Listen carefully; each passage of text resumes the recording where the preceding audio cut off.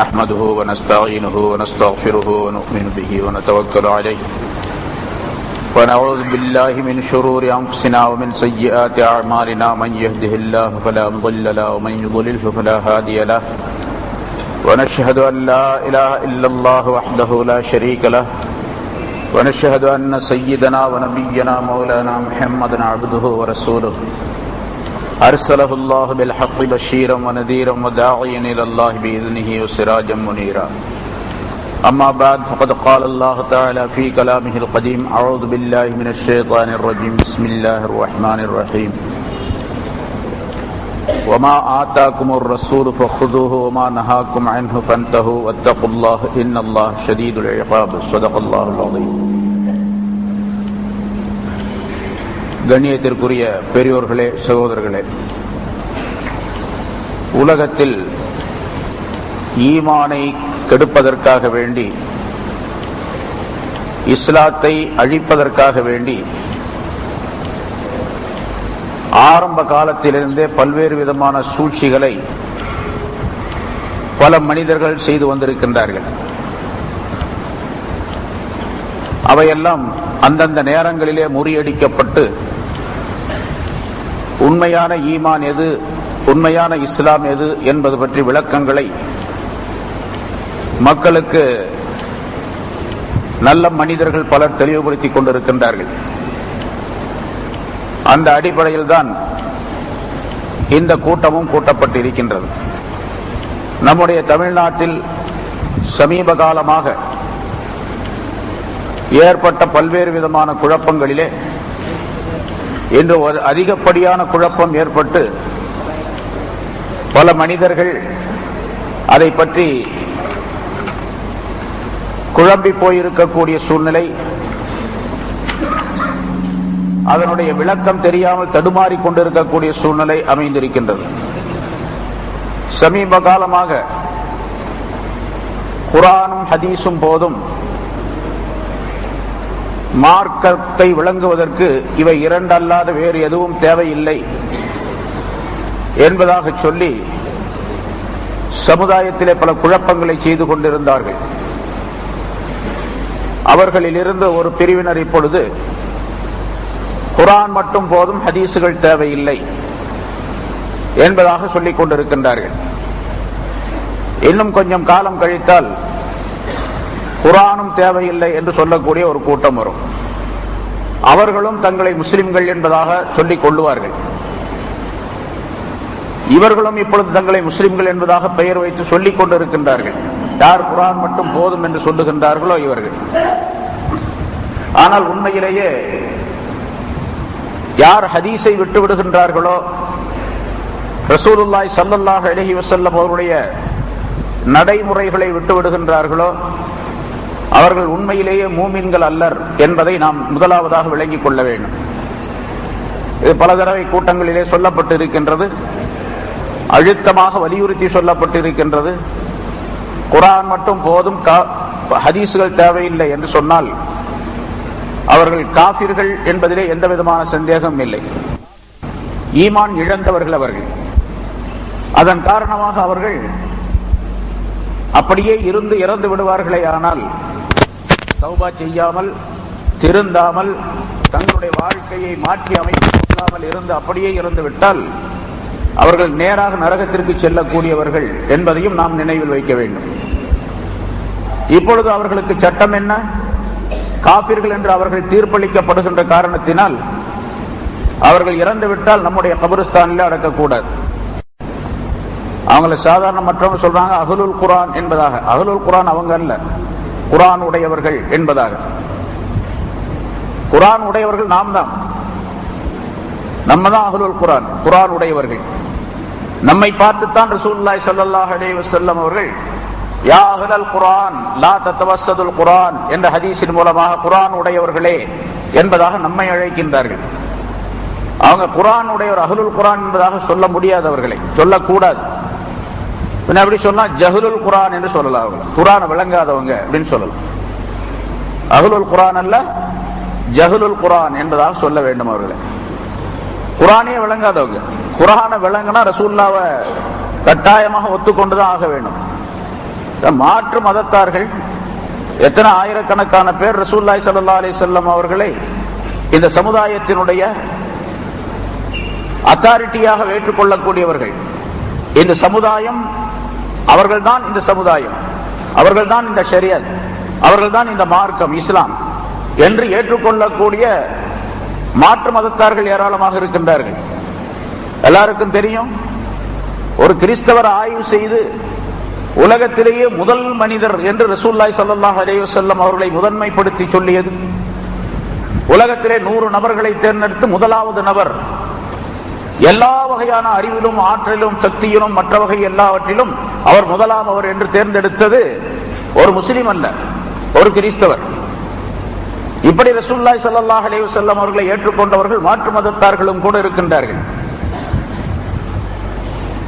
இஸ்லாமிய பெயரை வைத்துக் கொண்டு நான் ஒரு முஸ்லிம் என்பதாக சொல்லிக் கொண்டு ஈமான் இருக்கின்றது என்பதாக நினைத்துக் கொண்டு ரசூலுல்லாஹி ஸல்லல்லாஹு அலைஹி வஸல்லம் அவர்கள் தேவையில்லை என்று சொன்னால் அவனை விட அறிவு கட்டவன் யாரும் இருக்க முடியாது.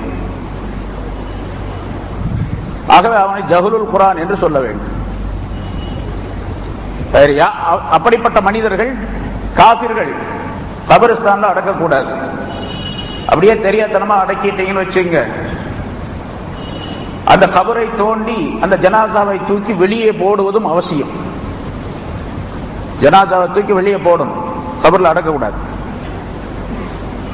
அவர்கள் காபிர்கள் என்று இருக்கின்ற காரணத்தால் காபிர்களோடு எப்படி உறவு வைத்துக் கொள்ள வேண்டும் என்று சட்டம் சொல்லுகின்றதோ ஷரியத், அந்த முறைப்படிக்கு அவர்களிடத்தில் உறவு வைத்துக் கொள்ள வேண்டும். நீங்க யாராவது இப்ப நிறைய இருக்கிறாங்க, மெட்ராஸ்ல கிட்டத்தட்ட ஒரு 1000 பேர் இருக்கிறதாக கேள்விப்படுறோம். அந்த மாதிரி குர்ஆன் மட்டும் போதும் என்று சொல்லக்கூடியவர்கள் தனியா பள்ளிவாசல இந்த 7 வெல்ஸ்ல இங்கதான் பின்னால வச்சு அவங்க மஸ்ஜிதாக ஆக்கி, ஒரு இடத்தை மஸ்ஜிதாக ஆக்கி தொழுது கொண்டு வருகின்றார்கள். எப்படி தொழுகிறாங்க அப்படின்னு கேள்விப்பட்டா நமக்கு வேடிக்கையா இருக்கு. எப்படி தொழுகிறாங்க அப்படின்னு சொல்லி 7 வெல்ஸ்ல இருக்கிறவங்க இங்க இருப்பாங்க, யாராவது போய் பார்த்துருக்கீங்களா அவங்க எப்படி தொழுகிறாங்க, என்ன ஓதுறாங்க அப்படின்னு. ரசூலுல்லாஹ் வேணா ஹதீஸ் வேணா அப்படின்னு சொன்னா அப்ப எப்படி தொழுகிறது, எப்படி தக்பீர் கட்டுறது, என்ன ஓதுறது, எப்படி ருக்கு செய்யறது, எப்படி ருக்குல என்ன ஓதுறது, சுஜூதுல என்ன ஓதுறது, இதெல்லாம் எதுவுமே தெரியாது. எதுவுமே நாம கற்பனை செய்து கொண்டு எதையும் செய்ய முடியாது. சரி, அவர்களுக்கு யாராவது நீங்கள் பெண் கொடுத்திருந்தால், திருமணம் செய்து கொடுத்திருந்தால், அந்த பெண்ணும் உடனடியாக அந்த பெண் தலாக் ஆகி விடுவாள். அந்த பெண்ணை நீங்க கூப்பிட்டுக்கணும். உங்களுடைய பெண், யாராவது ஒரு பெண் அவருக்கு திருமணம் செய்து கொடுக்கப்பட்டிருந்தால் அந்த பெண்ணை திருமணம் உடனடியாக நீங்கள் எடுத்துக்கொள்ள வேண்டும், திருப்பி கூட்டிக் கொள்ள வேண்டும். இல்ல அவரோட தான் இருக்கணும், கணவர் தான் எனக்கு வேணும் அப்படின்னு அந்த பொண்ணு சொல்லிச்சு, நீங்களும் கணவனை விட்டுட்டு எப்படி இங்க வர்றது அப்படின்னு சொன்னா காபிரோடு வாழ்க்கை நடத்துகிறாள் அப்படிங்கிற அர்த்தம். அந்த பொண்ணு காபிரோடு வாழ்க்கை நடத்துகிறாள், ஹராமான உறவோடு இருக்கின்றாள் என்பதாக பொருளாகும். அவர்களுக்கு பிறக்கக்கூடிய குழந்தைகள் எல்லாம் ஹராத்துல பிறந்தவங்க அப்படின்னு சொல்லணும். இதை விட என்னன்னு திட்டுறது அப்படின்னு சொல்லணும். அவர்கள் இறந்து விட்டால் அல்லது அவருடைய பெற்றோர் யாராவது இஸ்லாத்தில் இருக்கக்கூடியவர்கள் இறந்து விட்டால் அல்லது அவர்கள் இறந்து விட்டால் இவர்களுடைய சொத்திலே அவர்கள் உரிமை பெற முடியாது, அவர்களுடைய சொத்திலே இவர்கள் உரிமை பெற முடியாது, வாரிசு உரிமை பெற முடியாது. ஏன்னா வாரிசாக ஆகிறதா இருந்தா இஸ்லாமாக இருக்கணும். தந்தை இஸ்லாமாக இருந்தார், முஸ்லிமாக இருக்கிறார், இறந்து விட்டார், மகன் முஸ்லிமாக இருக்கின்றார், மகனுக்கு தந்தையுடைய சொத்து கிடைக்கும். தந்தை இறந்துட்டார், அவர் முஸ்லிமாக இருந்தார், இறந்து விட்டார், மகன் காபிராக இருக்கிறார், தந்தையுடைய சொத்திலிருந்து பங்கு கிடைக்காது. இவர் எவ்வளவு ஏழையா இருந்தாலும் சரி, அவர் எவ்வளவு பணக்காரராக இருந்தாலும் சரி. இதே மாதிரி மாறுபட்ட மார்க்கம் இருந்தால் அந்த மாறுபட்ட மார்க்கத்தின் மூலமாக சொத்துக்கு உரிமையாக முடியாது. இப்படியெல்லாம் பல்வேறு விதமான சட்டங்கள் அவர்கள் மீது பிரயோகமாகின்றன. அதை நாம் விளங்கிக் கொள்ள வேண்டும். முதலாவதாக சாதாரணமாக முன்னால் சொல்லிக் கொண்டிருந்தவர்களை போன்று மட்டுமல்ல. முதல்ல சொன்னோம்ல, அவங்கள இருந்து வந்தவங்க தான் அவங்க தொப்பி போடக்கூடாது, ஜட்டி போடக்கூடாதுன்னு சொல்லிட்டு இருந்தாங்கல்ல. ஜட்டி போடக்கூடாதுன்னு சொன்னாங்களா? ஜட்டி போடக்கூடாதுன்னு சொல்லல. இப்ப நான் கேட்கிறேன், தொப்பி போடுறது குர்ஆன்ல இருக்கா, ஹதீஸ்ல இருக்கா அப்படின்னு கேட்கிறாங்கல்ல. ஜட்டி போடுறது குர்ஆன்ல இருக்குதா, ஹதீஸ்ல இருக்கா? ஜட்டி போடணும் அப்படின்னு அல்லாஹ் இங்க சொல்லியிருக்கானே, ஜட்டி போட்டுக்கலாம் அப்படின்னு ரசூலுல்லாஹ் சொல்லியிருக்காங்களே, அது மட்டும் ஏன் போட்டுக்கிறாங்க? தலையில ஒண்ணும் இல்லாதனால அதுல ஒண்ணும் இல்லை, அவ்வளவுதான். அவங்கள்ல இருந்து வந்தவங்க தான் இவங்க. போன ரமலான்ல, இந்த ரமலானுக்கு முதல் ரமலான்ல அந்த பிஜே பேசிக்கிட்டு இருக்கக்கூடிய நேரத்தில் இவங்க ஹதீஸ் அந்த சொல்லிட்டு இருக்கும்போது ஹதீஸ்ல வந்து இது முர்சலான ஹதீஸ், இது முன்கத்தியான ஹதீஸ், இது அப்படிப்பட்ட ஹதீஸ், இப்படிப்பட்ட ஹதீஸ், இது லாயிஃப், இது பவுல் எப்படின்னா சொல்லியிருக்காரு. உடனே கூட்டத்தில் இருந்த ஒரு ஆள் எந்திரிச்சு, இப்ப ஹதீஸ்லயே இவ்வளவு ஓட்டைகள் இருக்கு, ஹதீஸ்லயே நீங்க பின்பற்றுறீங்க, குர்ஆன் மட்டும் பின்பற்றிட்டு போக வேண்டியது தானே, குர்ஆன்ல தானே எந்த விதமான அழுக்குகளும் இல்லாத சுத்தமாக இருக்கக்கூடிய மாறுதல் இல்லாத ஒரு அமைப்புள்ளது குர்ஆன் தானே, குர்ஆனை மட்டும் பின்பற்றிட்டு போக வேண்டியது தானே என்பதாக சொன்ன உடனே அந்த ஆளுக்கு சரியான பதில் சொல்ல முடியல. சில விஷயங்களை சொல்லியிருக்காரு. சொன்ன உடனே திருப்ப கேட்டவங்க அதுல இருந்து ஒரு 20 பேர் 25 30 பேர் வெளியாயிட்டாங்க. அன்னைக்கு போன ரமலான் மாதத்துல ஒரு கூட்டம் நடந்துகிட்டு இருக்க நேரத்தில் தராவிக்கு பின்னால் அந்த 30 பேர் வந்தவங்க குர்ஆனை மட்டும் நாங்க பின்பற்றுவோம் அப்படின்னு சொன்னாங்க. அவங்க கூட கூட்டம் சேர்ந்துகிட்டே இருக்கும். இப்போ ஒவ்வொரு நாளும் சேர்ந்துகிட்டே இருக்கிறாங்க. ஒரு பெரிய ஜமாத் இருக்குது. இப்போ கிட்டத்தட்ட சென்னையில மட்டும் ஒரு 1000 பேர் இருப்பாங்க. அதுல இருந்து பிரிஞ்சதுதான். ஆரம்பத்திலே சொல்லப்பட்டு இருக்கின்றது. ரசூலுல்லாஹி ஸல்லல்லாஹு அலைஹி வஸல்லம் பல ஹதீஸ்களின் மூலமாக சொல்லுகின்றார்கள். ஒரு ஹதீஸ்ல இப்படி சொல்லுகின்றார்கள், பொதுவாக ஒரு ஃபர்லான காரியத்தை, ஃபர்லான விஷயத்தை சரியாக செய்ய வேண்டும் என்று சொன்னால் சுன்னத்தான காரியங்களை சரியாக செய்ய வேண்டும். சுன்னத்தான காரியங்களை சரியாக செய்ய வேண்டும் என்று சொன்னால் முஸ்தஹப்பான நஃபிலான காரியங்களை சரியாக செய்ய வேண்டும். அப்படி இருந்தா தான் இதை செய்யும் பொழுது அது வரும், அதை செய்யும் பொழுது அதுக்கு மேல உள்ளது வரும். ஸல்லல்லாஹு அலைஹி வஸல்லம் அவர்கள் சொல்லுகின்றார்கள், மன் தஹாவன ஃபில் ஆதாப் ஹுரிம லஹு சுன்னா. எவர் ஒருவர் ஒழுக்கங்களை விட்டு விடுவாரோ, ஒழுக்கங்கள், தொப்பி போடுவது ஒழுக்கத்தை சேர்ந்தது, அதவை சேர்ந்தது, அந்த ஒழுக்கத்தை ஒருவர் விட்டு விடுகின்றார். அதாவது முஸ்தஹப் என்பதாக சொல்லப்பட்ட செய்தால் நன்மை கிடைக்கும் என்று சொல்லப்பட்டு இருக்கின்றது. அப்படிப்பட்ட விஷயங்களை விட்டுவிட்டால் அதிலே அலட்சியமாக அதனை விட்டு விடுகின்றார். இந்த தொப்பி போடுறது இருக்குது பாருங்க, தொப்பி போடுறது மார்க்கத்தில் இருக்கா இல்லையா அப்படிங்கிற பிரச்சனை இல்லை. பல ஆலிம்களும் கூட ஆமா அந்த கட்டாயம் இல்லை, இல்ல போட்டுக்கிறது நல்லது அப்படின்னு சொல்லுவாங்க.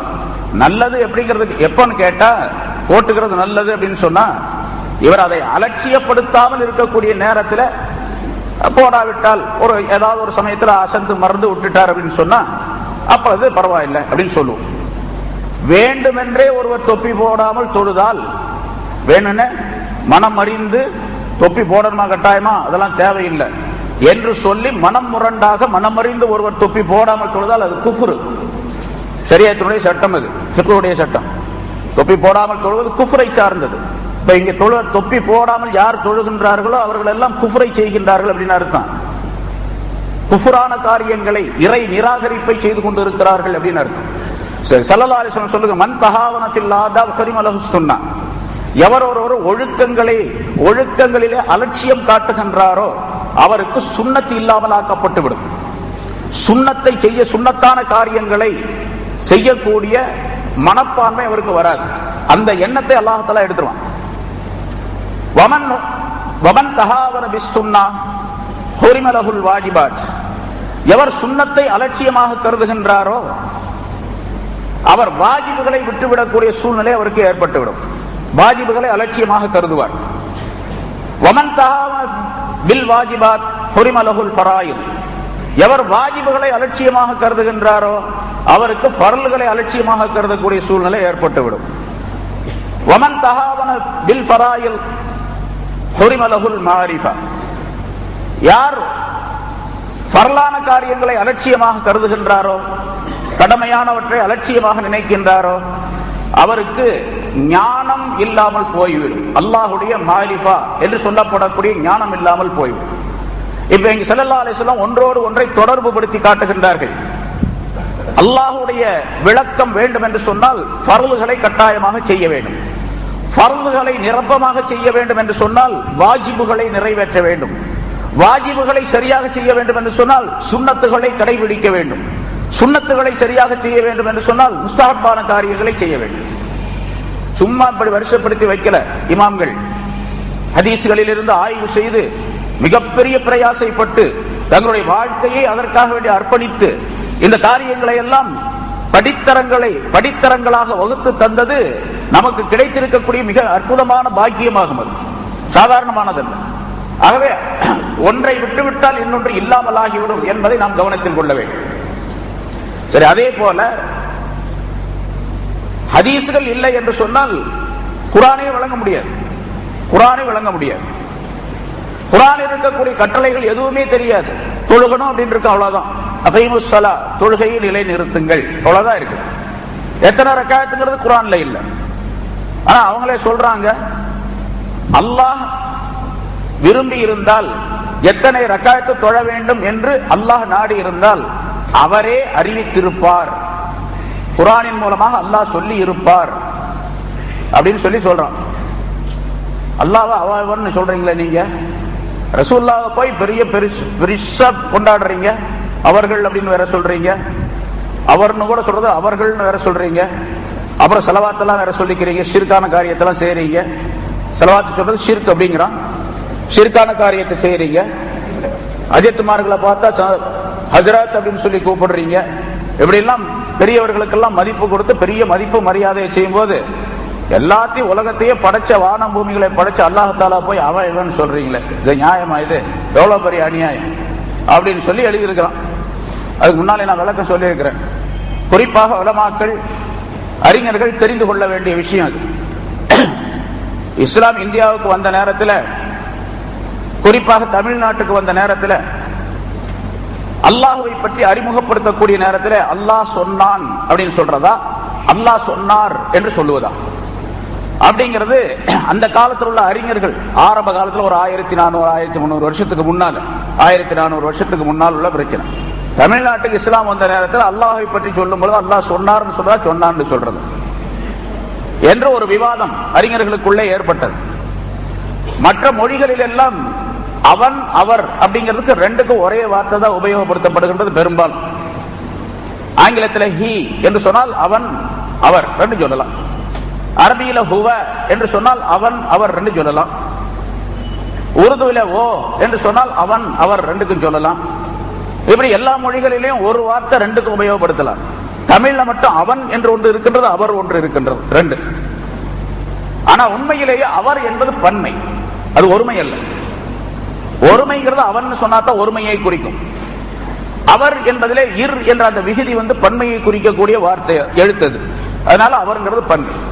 பின்ன நம்ம பழக்கத்துல அவர்கள் என்று சொல்லுவது அந்த கள் என்ற வார்த்தை அதிகமாக சேர்த்து அவர்கள் என்று வழக்கத்திலே சொல்லி வருகின்றோம். உண்மையிலேயே அவர் என்று சொன்னால் போதுமானது. சொன்னார் அப்படின்னு சொன்னாலே அது பன்மைதான், பலர் சொன்னார் அப்படிங்கிற அர்த்தம். ஒருத்தரை குறிக்கக்கூடிய சொன்னான் என்றுதான் சொல்லணும். சரி, இங்க அறிஞர்கள் விவாதம் செய்யக்கூடிய நேரத்தில் ஆரம்ப காலத்துல அல்லாஹ்வை சொன்னான்னு சொல்றதா, கால் அல்லாஹ் அல்லாஹ் சொன்னான்னு சொல்றதா, சொன்னார்னு சொல்றதா? அப்ப அவங்க பலவிதமான விவாதங்களுக்கு பின்னால அல்லாஹ் தஆலா தௌஹீதை விரும்புகிறானா தஅஸீமை விரும்புகிறானா அப்படின்னு ஒரு கேள்வி அந்த அறிஞர் குழுவில் வந்துச்சு. அல்லாஹ் தஅஸீமை விரும்புகின்றானா தௌஹீதை விரும்புகின்றானா, கண்ணியம் என்பதை விரும்புகின்றானா, அல்லது அவனை ஒருமைப்படுத்தக்கூடிய தௌஹீத் என்பதை விரும்புகின்றானா? இந்த ரெண்டுல எதை அதிகமா விரும்புறது அல்லாஹ்? அப்படின்னு ரெண்டையும் விரும்புற அல்லாஹ் தஆலா கண்ணியம், அல்லாஹ்வை கண்ணியப்படுத்தி சொல்லணும். அதனாலதான் நான் செய்தேன் அப்படிங்கிற இடத்துல எல்லாம் பல இடங்கள்ல நான் படைத்தேன் அப்படின்னு சொல்லக்கூடிய இடத்துல நஹனு ஹலக்னாக்கும், நாங்கள் உங்களை படைத்தோம், நாம் உங்களை படைத்தோம் என்று அல்லாஹ் தஆலா பன்மையாகவே சொல்லுகின்றான் வாசகத்தில். அது அல்லாஹ் தன்னைத்தானே கண்ணியப்படுத்தி சொல்லுவது. சாதாரணமாக அல்லாஹ் என்று சொல்லக்கூடிய நேரத்திலும் கூட நாம் அல்லாஹ்னு சொல்லாம அல்லாஹு தஆலா, அல்லாஹு ஜல்ல ஜலாலுஹு, அல்லாஹு அஸ்ஸ வ ஜல்ல என்று ஒரு அட்ஜெக்டிவ் பின்னால ஒரு சிபத்து ஒன்றை சேர்த்து அல்லாஹ்வை பெருமைப்படுத்தக்கூடிய வாசகமாக அதனை சொல்ல வேண்டும் அப்படின்னு சொல்லப்பட்டு இருக்கின்றது. சரி, பெருமையை அல்லாஹ் தஆலா தனக்கு பெருமை சேர்ப்பதை அல்லாஹ் தஆலா விரும்புகின்றான். அல்லாஹ் தஆலாவுக்கு தான் பெருமை முழுவதும் சொந்தம், வேற யாருக்கும் கிடையாது என்றும் அல்லாஹ் தஆலா சொல்லுவதாக ரசூலுல்லாஹி ஸல்லல்லாஹு அலைஹி வஸல்லம் சொல்லுகின்றார்கள். ஆனா தௌஹீத் என்று வரும் பொழுது தௌஹீதை தான் தக்ரீமை விட தஅஸீமை விட அதிகமாக அல்லாஹ் தஆலா விரும்புகின்றான். தான் ஒருவன் என்று அறிமுகப்படுத்தப்பட வேண்டும், தன்னை ஒருவன் என்பதாக மனிதர்கள் விளங்க வேண்டும், மக்கள் விளங்க வேண்டும். அதைத்தான் அல்லாஹ் தஆலா அதிகமாக விரும்புகின்றான். ஆக தௌஹீத் தஸீம் என்பதிலே தௌஹீத் என்பதை அல்லாஹ் தஆலா அதிகமாக விரும்புகின்றான். ஆகவே சொன்னார் என்பதிலே தௌஹீத் எந்த வார்த்தை தௌஹீதை காட்டுகின்றதோ அந்த வார்த்தை தான் போட வேண்டும் என்பதாக அறிஞர்கள் முடிவு செய்து சொன்னான் என்று சொன்னால் தான் தௌஹீதை குறிக்கின்றது, சொன்னார் என்று சொன்னால் தக்ரீம் தஸீமை குறிக்கின்றது. அதை விட இதை அல்லாஹ் தஆலா விரும்புகின்றான் என்ற காரணத்தினால் சொன்னான் என்று போடப்பட்டு இருக்கின்றது. எவ்வளவு விளக்கம் சொல்லி புரிய வைக்கணும்.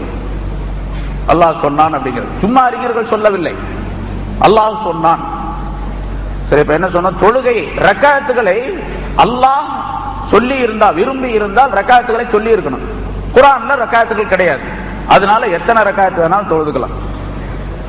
ஹதீஸ் எல்லாம் எடுக்கக்கூடாது, அதனால குர்ஆன்ல எத்தனை ரக்காத்து வேணாலும் தொழுதுக்கலாம். குர்ஆன்ல உள்ளபடி லோஹருக்கு 3 தொழுதுக்கலாம், மகரிபுக்கு 5 தொழுகலாம், அதை பத்தி பிரச்சனையே இல்லை, எப்படி வேணாலும் தொழுகலாம். இஷாவுக்கா நேரம் இருந்துச்சுன்னா 6 தொழுகலாம், நேரம் இல்லைன்னா 1 கூட தொழுதுட்டு போயிடலாம். சரி, எப்படி தொழுகிறாங்க தெரியுங்களா? ஹதீஸ் தான் எடுக்கக்கூடாது. அல்லாஹு அக்பர் குர்ஆன்ல இருக்குது, அல்லாஹு அக்பர் தக்பீர் கட்டிக்க வேண்டியது. தக்பீர் சரி, கட்டுறது எங்கடா இருக்குது அப்படின்னு கேட்டா, ஆமா கட்டவும் செய்யலாம் கட்டாமலும் இருக்கலாம். கையை கட்டுறது அல்லாஹு அக்பர் சொல்லணும்னு இருக்குது, அல்லாஹு அக்பர் இருக்குது, கையை கட்டலாமா வேண்டாமா? எப்படி வேணாலும் செஞ்சுக்க, விட்டுட்டு இருந்தாலும் சரி, இது இருந்தாலும் சரி, எப்படி வேணாலும் இஷ்டப்படி செஞ்சுக்க. சரி, அல்லாஹு அக்பர் சொல்லியாச்சு, என்ன ஓதுறது? சனா ஓதுறது, வஜ்ஜஹ்து ஓதுறதோ அல்லது இது சனா ஓதுறதோ ஷாஃபியா நபி மதம் படிக்க எதுவுமே ஓதக்கூடாது, அதெல்லாம் குர்ஆன்ல கிடையாது, அதனால அதெல்லாம் ஓதக்கூடாது. பின்ன யாரும் தக்பீர் கட்டினோட நேரடியா அல்ஹம்துக்கு போயிட வேண்டியதுதான். ஆமா, பிஸ்மில்லாஹிர் ரஹ்மானிர் ரஹீம் ஓதிட்டு அல்ஹம்துலில்லாஹி ரப்பில் ஆலமீன் வலல்லாஹின் வரைக்கும் ஓதிடுறோம், அவ்வளவுதான். அப்படின்னா அல்லாஹ் அக்பர் ருக்குக்கு போயிட வேண்டியது. வலல்லாஹின் முடிச்சுட்டு அப்புறம் ஏதாச்சும் ஓதணுமா? அதெல்லாம் தேவையில்லை. ஓதனா ஓது, ஓதாட்டி போ, நேரம் இருந்தா ஓது, நேரம் அல்ஹம்துலில்லாஹ் கூட நீ பாதி ஓது அல்ஹம்துலில்லாஹி ரப்பில் ஆலமீன் அர் ரஹ்மானிர் ரஹீம் அல்லாஹு அக்பர் போயிடு, சரியா போச்சு. அதுக்கு மேல வேண்டியதில்லை அப்படின்னு சொல்லிட்டு செய்யறாங்க, செஞ்சிட்டு இருக்கிறாங்க. பிறகு ருக்குல என்ன ஸல்லல்லாஹு அலைஹி வஸல்லம் சொல்லி இருக்கிறாங்க, சுப்ஹான ரப்பியல் அஸீம். ஷாஃபி மذهبல இன்னொரு வார்த்தையை சேர்த்து சுப்ஹான ரப்பியல் அஸீம் வ பிஹம்திஹி என்று ஓதுறோம். அதெல்லாம் தேவையில்லை, அதெல்லாம் குர்ஆன்ல கிடையாது, அதனால அப்படியெல்லாம் ஓதக்கூடாது. பின்ன ருக்குல என்ன ஓதுறது, குனிஞ்சிக்கிட்டு என்ன ஓதுவேன் அப்படின்னு கேட்டா அங்கேயும் குர்ஆன் தான் ஓதணும். தக்பீர் கட்டி அல்ஹம்துலில்லாஹி ரப்பில் ஆலமீன் அர் ரஹ்மானிர் ரஹீம் மாலிகி யௌமித்தீன் அல்லாஹு அக்பர். அங்க போனவனே இய்யாக நஅபுது வ இய்யாக நஸ்தஈன் அல்லாஹு அக்பர். சமிஅ அல்லாஹு லிமன் ஹமிதா சொல்லக்கூடாது, ஏன்னா அது ஹதீஸ் குர்ஆன்ல கிடையாது. அதனால எந்திரிச்சிட வேண்டிய, எந்திரிக்கும் போது அல்லாஹு அக்பர் தான், சமிஅ அல்லாஹு லிமன் ஹமிதா சொல்லக்கூடாது. எந்திரிச்சு நின்றுகிட்டு ரப்பனா லக்கல் ஹம்து அதெல்லாம் சொல்லக்கூடாது. பின்ன என்ன ஓதணும், இஹ்தினஸ் ஸிராத்தல் முஸ்தகீம் அப்படின்னு ஓதிட்டு அப்புறம் அல்லாஹு அக்பர் ருக்குவுக்கு போயிடணும். சுஜூதுல போய் என்ன செய்யறது? சுஜூதுல போன பிறகு மீதி உள்ளது கைரில் மக்தூபி அலைஹிம் வலல்லாஹின் அல்லாஹு அக்பர். அப்புறம் அடுத்த சுஜூதுல 2 சுஜூது செய்யணும்னு அவசியம் இல்லையா, 1 செஞ்சா போதும். ஏன்னா குர்ஆன்ல 2 சஜ்தான் கிடையாது. எவ்வளவு பெரிய குழப்பம்! இதுக்கு ஒரு கூட்டம் இருக்குன்னா எவ்வளவு பெரிய ஆச்சரியம். இப்படி செய்யறதுக்கு ஒரு கூட்டம் இருக்கு, அவனும் மனுஷனா தான் இருக்கிறான், குரங்கல்ல அவன் அப்படின்னு சொன்னா எவ்வளவு பெரிய ஆச்சரியமா இருக்கு. இப்படி செய்யறாங்க, என்ன அநியாயமா இருக்கு. ரசூலுல்லாஹி ஸல்லல்லாஹு அலைஹி வஸல்லம் விட்டுட்டு ஹதீஸை விட்டுட்டு குர்ஆனை விளங்கணும்னா எப்படி விளங்க முடியும்? ரசூலுல்லாஹி ஸல்லல்லாஹு அலைஹி வஸல்லம் அவர்களை ஏன் சொன்னா, பின்ன குர்ஆன் மட்டும் போதும் அப்படின்னா ரசூல் தேவையில்லைன்னு சொன்னா, அந்த காலத்திலே என்ன பண்ணிருக்குன்னா ஹிரா குகையில ரசூலுல்லாஹ்வுக்கு பதிலாக ஹிரா குகை மேல அந்த குர்ஆனை இறக்கி வச்சு மொத்தமா அப்படியே முழுசா ஒரு குர்ஆனை இறக்கி வச்சு ஒரு அசரீரி ஒரு சத்தத்தை போட்டு ஜிப்ரீல் அலைஹிஸ்ஸலாம் மூலமாக மற்ற மலக்குகள் மூலமாக மக்காவாசிகளே, அங்கேயும் கூட இறக்கி வச்சிருக்க வேண்டியதில்லை, உலகத்திலேயே பெரிய மலை இமயமலைங்கிற அங்க கொண்டு வந்து இறக்கி வச்சிருக்கலாம். இமயமலையில கொண்டு வந்து இறக்கி வச்சு, ஏன் உலக மக்களே, என்னிடத்திலிருந்து ஒரு வேதம் அனுப்பி வைத்திருக்கின்றேன், இந்த புஸ்தகத்தை எடுத்துட்டு போய் நீங்க எல்லாம் படிச்சு அமல் செய்து கொள்ளுங்கள் அப்படின்னு சொல்லி இருக்கலாம். சரி, மக்காலே வச்சுக்கிட்டா ஹிரா குகை மேல அந்த ஜபல நூர் என்ற அந்த மலை மேல இறக்கி வச்சு, மக்காவாசிகளே உங்களுக்கு ஒரு வேதத்தை அனுப்பி வைத்திருக்கேன் உங்களுடைய மொழியிலேயே, அரபி மொழியிலேயே, இதை எடுத்துட்டு போய் நீங்க படிச்சு விளங்கி நீங்க அமல் செய்து கொள்ளுங்கள் அப்படின்னு சொல்லி அல்லாஹ் சொல்லி இருக்கலாம். அப்படி சொல்லலையே.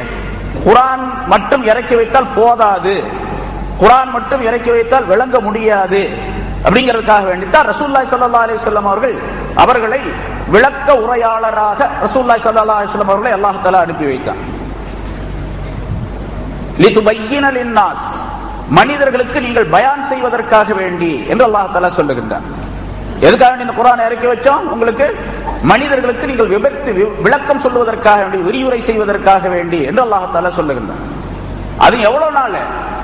குர்ஆனை இறக்கி வைக்கிறதுக்கு 40 வருஷத்துக்கு முன்னாலே ரசூலுல்லாஹி ஸல்லல்லாஹு அலைஹி வஸல்லம் அவர்களை உலகத்துக்கு அனுப்பி வச்சு 40 வருஷமா அந்த மக்களுக்கு மத்தியிலே அவர்கள் இருந்து 40 ஆண்டுகளாக அந்த மக்கள் அவர்களை கண்டு அவர்கள் மிகப்பெரிய நம்பிக்கையாளர், அணுவளவும் பொய் சொல்ல மாட்டார், அவருடைய நம்பிக்கையிலே எந்த விதமான சந்தேகமும் இல்லை என்பதாக அவருடைய எதிரிகளும் கூட உறுதிப்படுத்தக்கூடிய ஒரு அமைப்பை ஏற்படுத்திய பின்னால் அல்லாஹ் தஆலா குர்ஆனை இறக்கி வச்சு இதை எடுத்துட்டு போய் சொல்லுங்க அப்படின்னு சொல்றோம். எவ்வளவு பெரிய விஷயம் இருக்கும்போது அதே போல எத்தனை விஷயங்கள் குர்ஆன்ல ரசூலுல்லாஹி ஸல்லல்லாஹு அலைஹி வஸல்லம் மகத்துவத்தை, அவருடைய பெருமையை, அவருடைய சிறப்பை சொல்லி காட்டக்கூடிய ஒன்னா ரெண்டா ஏராளமான செய்திகளை அல்லாஹ் தஆலா குர்ஆன்ல சொல்றான். என்ன சொல்ல போல ஞானவான்கள் சூஃபியாக்களுடைய கருத்தின்படி எந்த ஆயத்தும் ரசூலுல்லாஹி ஸல்லல்லாஹு அலைஹி வஸல்லம் சிறப்பை விட்டு காலியானது கிடையாது. எல்லா ஆயத்துமே ரசூலுல்லாஹி ஸல்லல்லாஹு அலைஹி வஸல்லம் அவர்களோடு தொடர்புடையதுதான் என்பதாக சொல்லப்பட்டு இருக்கின்றது. உலமாக்கள் சூஃபியாக்கள் குறிப்பிடுகின்றார்கள். ஆகவே ரசூலுல்லாஹி ஸல்லல்லாஹு அலைஹி வஸல்லம் அவர்களை விட்டு நாங்க குர்ஆனை மட்டும் பின்பற்றுகின்றோம், குர்ஆன் எங்களுக்கு போதும் அப்படின்னு சொன்னா அது நம்மளால விளங்க முடியாத ஒரு விஷயம். அவன் எப்படி விளங்குறாங்க அப்படிங்கிறது நமக்கு தெரியும். ஏன்னா குர்ஆன் சரி, குர்ஆன் மட்டும் போதும் அப்படின்னு சொன்னா, ஹதீஸ்களை சொன்னா இந்த மாசம் கூட போஸ்டர் அடிச்சு அந்த புதிய நினைவு ஊட்டல் அப்படிங்கிற பத்திரிகை பற்றி போஸ்டர் அடிச்சு ஒட்டப்பட்டு இருக்கின்றது, பார்த்திருப்பீங்க பலர். குர்ஆனோடு போராடும் ஹதீசுகள், குர்ஆனோடு போராடும் ஹதீசுகள் அப்படி ஹதீசுகள்லாம் குர்ஆனோடு போர் சண்டை செய்தான். அதனால ஹதீசுகள்லாம் தேவையில்லை, குர்ஆன் போதும் அப்படின்னு சொல்ல வரும். போன மாசம் பாத்தீங்கன்னு சொன்னா, பிப்ரவரி மாசத்துல உள்ள பத்திரிகையில பாத்தீங்கன்னு சொன்னா, இந்த மாசத்துல போன மாசம் குர்ஆன், அதாவது குர்ஆன்ல அல்லாஹ் தஆலா குர்ஆனை அல்லாஹ் தஆலா ஒரு கணித கட்டமைப்பிலே இறக்கி வைத்திருக்கின்றான். ஆகவே கணிதத்தை சொல்லக்கூடிய அமைப்பிலே குர்ஆனுக்கு நிகராக வேறு எதுவும் கிடையாது. அந்த கணித முறையை நாம் முதலாவதாக விளங்க வேண்டும். கணிதம் கணக்கு முதல்ல விளங்கணுமா? குர்ஆனை விளங்குறது அப்படின்னு சொன்னா முதல்ல கணக்கு விளங்கணும் அப்படிங்கிற அந்த கணக்கு என்ன கேட்டா, நிறைய எல்லா ஆயத்துகளையும் அல்லாஹ் தஆலா 19 என்ற எண்ணை அமைத்து 19ஆல் எல்லா எழுத்துக்களும் 19ஆல் வகுக்கப்படக்கூடிய நேரத்தில் மீதி இல்லாமல் வரக்கூடிய ஒரு அமைப்பிலே அல்லாஹ் தஆலா வைத்திருக்கின்றான். ஆக 19 என்பதை அல்லாஹ் தஆலா குறிப்பிட்டு ஒரு பெரிய ரகசியத்தை அதற்குள்ளே மறைத்து வைத்திருக்கின்றான். பெரிய அறிவியல் சம்பந்தப்பட்ட விஷயத்தை மறைத்து வைத்திருக்கின்றான். இதையெல்லாம் இவ்வளவு நாளா இந்த ஆலிம் சாக்கள் சொல்லாம மறைச்சிட்டாங்க, இப்ப நாங்க கண்டுபிடிச்சு உங்களுக்கு சொல்றோம் அப்படின்னு சொல்றாங்க. அது கூட இந்த 19 கண்டுபிடிச்சது, 19 கண்டுபிடிச்சது இப்ப சொல்றாங்க. ரஷாத் ஹலீஃபான்னு ஒரு ஆள் இருந்தாரு. அந்த ஆள் கம்ப்யூட்டர்ல இந்த குர்ஆனுடைய எழுத்துக்களை எல்லாம் போட்டு பார்க்கும்போது அவருக்கு ஒரு அற்புதமான கருத்து தெரிய வந்தது. குர்ஆன்ல உள்ள பல எழுத்துக்கள், ஒவ்வொரு சூறாவில் பல எழுத்துக்களை எடுத்துக்கொண்டால் ஒவ்வொரு எழுத்தும் எத்தனை எண்ணிக்கை வருகின்றதோ அந்த எண்ணிக்கை 19ஆல் வகுக்கப்படக்கூடிய நேரத்தில் மீதி இல்லாமல் வகுப்படக்கூடிய ஒரு அமைப்பை அல்லாஹ் தஆலா குர்ஆன்ல வச்சிருக்கிறான் என்று அவர் கண்டுபிடிச்சு சொன்னார். ஆரம்பத்தில் ஒரு 15, 20, 30 வருஷம் 25 வருஷத்துக்கு முன்னால சொன்னார். 82ல நினைக்கிறேன், 82ல கண்டுபிடிச்சு இந்த மாதிரி சொன்னார். இந்த ரஷாத் ஹலீஃபாங்கிறார். அவர் கண்டுபிடிச்சு சொன்ன உடனே அந்த இதுல கம்ப்யூட்டர் மூலமாக போட்டு பல பேர் அவரை பாராட்டினார்கள். உலகம் முழுவதிலிருந்து அவருக்கு பாராட்டு குவிந்தது. பாராட்டு கடிதங்கள் குவிந்த உடனே அந்த ஆளுக்கு தலகணம் ஏறி போச்சு. தலகணம் ஏறின உடனே நான் தான் நபி அப்படின்னு சொல்ல ஆரம்பிச்சாரு. நபின்னு சொன்ன உடனே அங்க இருக்கிற ஆளுகளை சுட்டு ஆளை காலி ஆக்கிட்டாங்க, சுட்டுப்பட்டாங்க, மூத்தா போயிட்டாரு இருந்தாரு. அவரை நபின்னு சொல்றாங்க. இப்போ நாங்க சொல்றது இல்லைன்னு சொல்றாங்க, ஆனா முதல்ல வந்து சொன்னது அந்த ரஷாத் ஹலீஃபா தான் நபி அப்படின்னு சொல்றாங்க. கம்ப்யூட்டர்ல போட்டு பார்த்து குர்ஆனை புதுசா நான் விளங்கினேன் அப்படின்னு சொல்லிட்டு சொன்ன ஆள் இந்த படத்துல இருக்காரு, அந்த ரஷாத் ஹலீஃபா. அவர் தாள்லாம் கூட பிஞ்சு போச்சு. இவர்தான் ரஷாத், இவர்தான் நபி. தலையில ஒண்ணுமில்ல, தாடியில ஒண்ணுமில்ல. இப்படி 19ங்கிறது அல்லாஹ் தஆலா குர்ஆன்ல நரகத்தின் காவலாளிகளாக 19 நபர்களை நாம் நியமித்திருக்கின்றோம். அலைஹா 19 என்று ஒரு ஆயத்தை சொல்லுகின்றான். அந்த 19 ஏன் சொன்னோம் தெரியுமா என்றும் அல்லாஹ் தஆலா காரணத்தை சொல்றான். இந்த மாதிரி ஆளுகளை எல்லாம் குழப்பறதுக்குத்தான் அப்படின்னு சொல்றான் அல்லாஹ் தஆலா. அதை பற்றி மட்டும் சிந்திச்சுட்டு இருக்கான் பாருங்க. அவனை குழப்பத்தில் ஆக்குவதற்காக வேண்டித்தான். வமா ஜஅல்னா அஸ்ஹாபன் நார் இல்லா மலாயிகத்தன் வமா ஜஅல்னா இத்ததஹும் இல்லா ஃபித்னத்தல் லில்லதீன கஃபரு என்று அல்லாஹ் தஆலா குர்ஆன்ல வரிசையாக சொல்லி காட்டுகின்றான். அது காபிரானவர்கள் நிராகரிக்கக்கூடியவர்களுக்கு ஒரு குழப்பத்தை உண்டாக்க வேண்டும் என்பதற்காக அப்படி சொல்லி இருக்கிறோம் 19 அப்படின்னு சொல்லிட்டு அல்லாஹ் தஆலா சொல்றான். ஆனா அல்லாஹ் தஆலா 19 எழுத்துக்களை பிஸ்மில்லாஹிர் ரஹ்மானிர் ரஹீம் என்பதில் 19 எழுத்துக்களை அமைத்து வைத்து ஒரு அற்புதமான விஷயத்தை கடித முறையை சொல்லி இருக்கின்றான். ஆனா அப்படி சொல்லியதின் காரணமாக அதுதான் மனிதனுடைய தேவைக்கு உரியது, மனிதனுடைய வாழ்க்கைக்குரியது என்பதல்ல. இதெல்லாம் அதிகபட்சமான நிலை.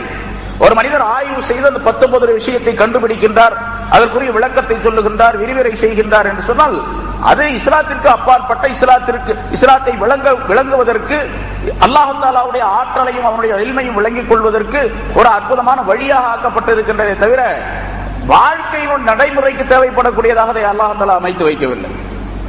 அந்த காலத்திலே ஹிஜ்ரி 500 சொச்சம் அப்துல் கரீம் ஜீலி ரஹ்மத்துல்லாஹி அலைஹி அவர்கள் பிஸ்மில்லாஹிர் ரஹ்மானிர் ரஹீம் என்பதற்கு 19 எழுத்துக்கு 19 வால்யூம்கள் கிதாப் எழுதியிருக்கிறார். 19 வால்யூம் எழுதியிருக்கார்.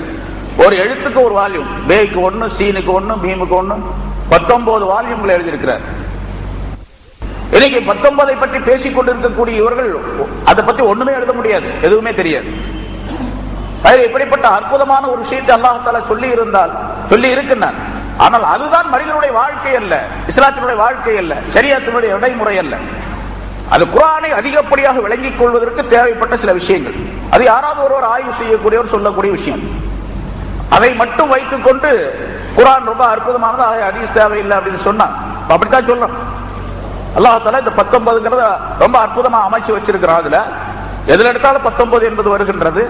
அதனால குர்ஆன் ஒரு அற்புதமான கலைக்களஞ்சியமாக ஆக்கப்பட்டு இருக்கின்றது அப்படின்னு சொல்லிட்டு 19 மட்டும் வச்சு பேசிட்டு இருக்கு. குர்ஆன்ல அவ்வளவுதான் இருக்கா? குர்ஆன்ல எவ்வளவு விளக்கங்கள் இருக்கின்றன, எத்தனை விஷயங்களை அல்லாஹ் தஆலா வைத்திருக்கின்றான், ஞானவான்கள் சுட்டி காட்டுகின்றார்கள். அதையெல்லாம் விட்டு தனக்கு சாதகமான சில விஷயங்கள். இது என்னன்னு கேட்டா, அந்நிய சக்தியின் மூலமாக இஸ்லாத்தை அழிப்பதற்குரிய வழி. அதான் ஆரம்பத்திலே நான் சொன்னேன். இஸ்லாத்தை அழிப்பதற்காக வேண்டி, ஈமானை இல்லாமல் ஆக்குவதற்காக வேண்டி, மனிதனுடைய நெஞ்சங்களிலிருந்து ஈமானை அகற்றி விடுவதற்காக வேண்டி உள்ளுக்குள்ளேயே நடக்கக்கூடிய சதி ஏராளமாக இருக்கின்றன. வெளியிலிருந்தும் அந்த சதிகள் ஊடுருவி உள்ளே வந்து மனிதர்களுடைய முஸ்லிம்களுடைய ஈமானை கெடுப்பதற்காக வேண்டி உள்ள வேலையாக ஆக்கப்பட்டு இருக்கின்றது. ஏன்னா ஷைத்தான் சும்மா இருக்க மாட்டான். ஆரம்பத்திலே சபதம் செய்து வந்திருக்கின்றான். அந்த ஷைத்தான் ஜின்களிலும் உண்டு, மனிதர்களிலும் உண்டு. ஷயாத்தீனல் இன்சி வல் ஜின் என்று அல்லாஹ் தஆலா சொல்லுகிறார். மனிதர்களிலும் ஷைத்தான்கள், ஜின்களிலும் ஷைத்தான்கள். இந்த ஜின்களுடைய ஷைத்தானை விட மனிதர்களுடைய ஷைத்தான் ரொம்ப பெரிய ஆள். அவன்கிட்ட ரொம்ப ஜாக்கிரதையா இருக்கு. யார் ஷைத்தானுடைய வேலை செய்யறாங்களோ அவங்க எல்லாம் மனிதர்கள் ஷைத்தான்கள். ஷைத்தான் என்ன செய்வான்? எப்பவுமே குழப்பம் செய்து கொண்டிருப்பான். குழப்பம் செய்து கொண்டிருப்பவர்கள் மனிதர்கள் ஷைத்தான்கள்.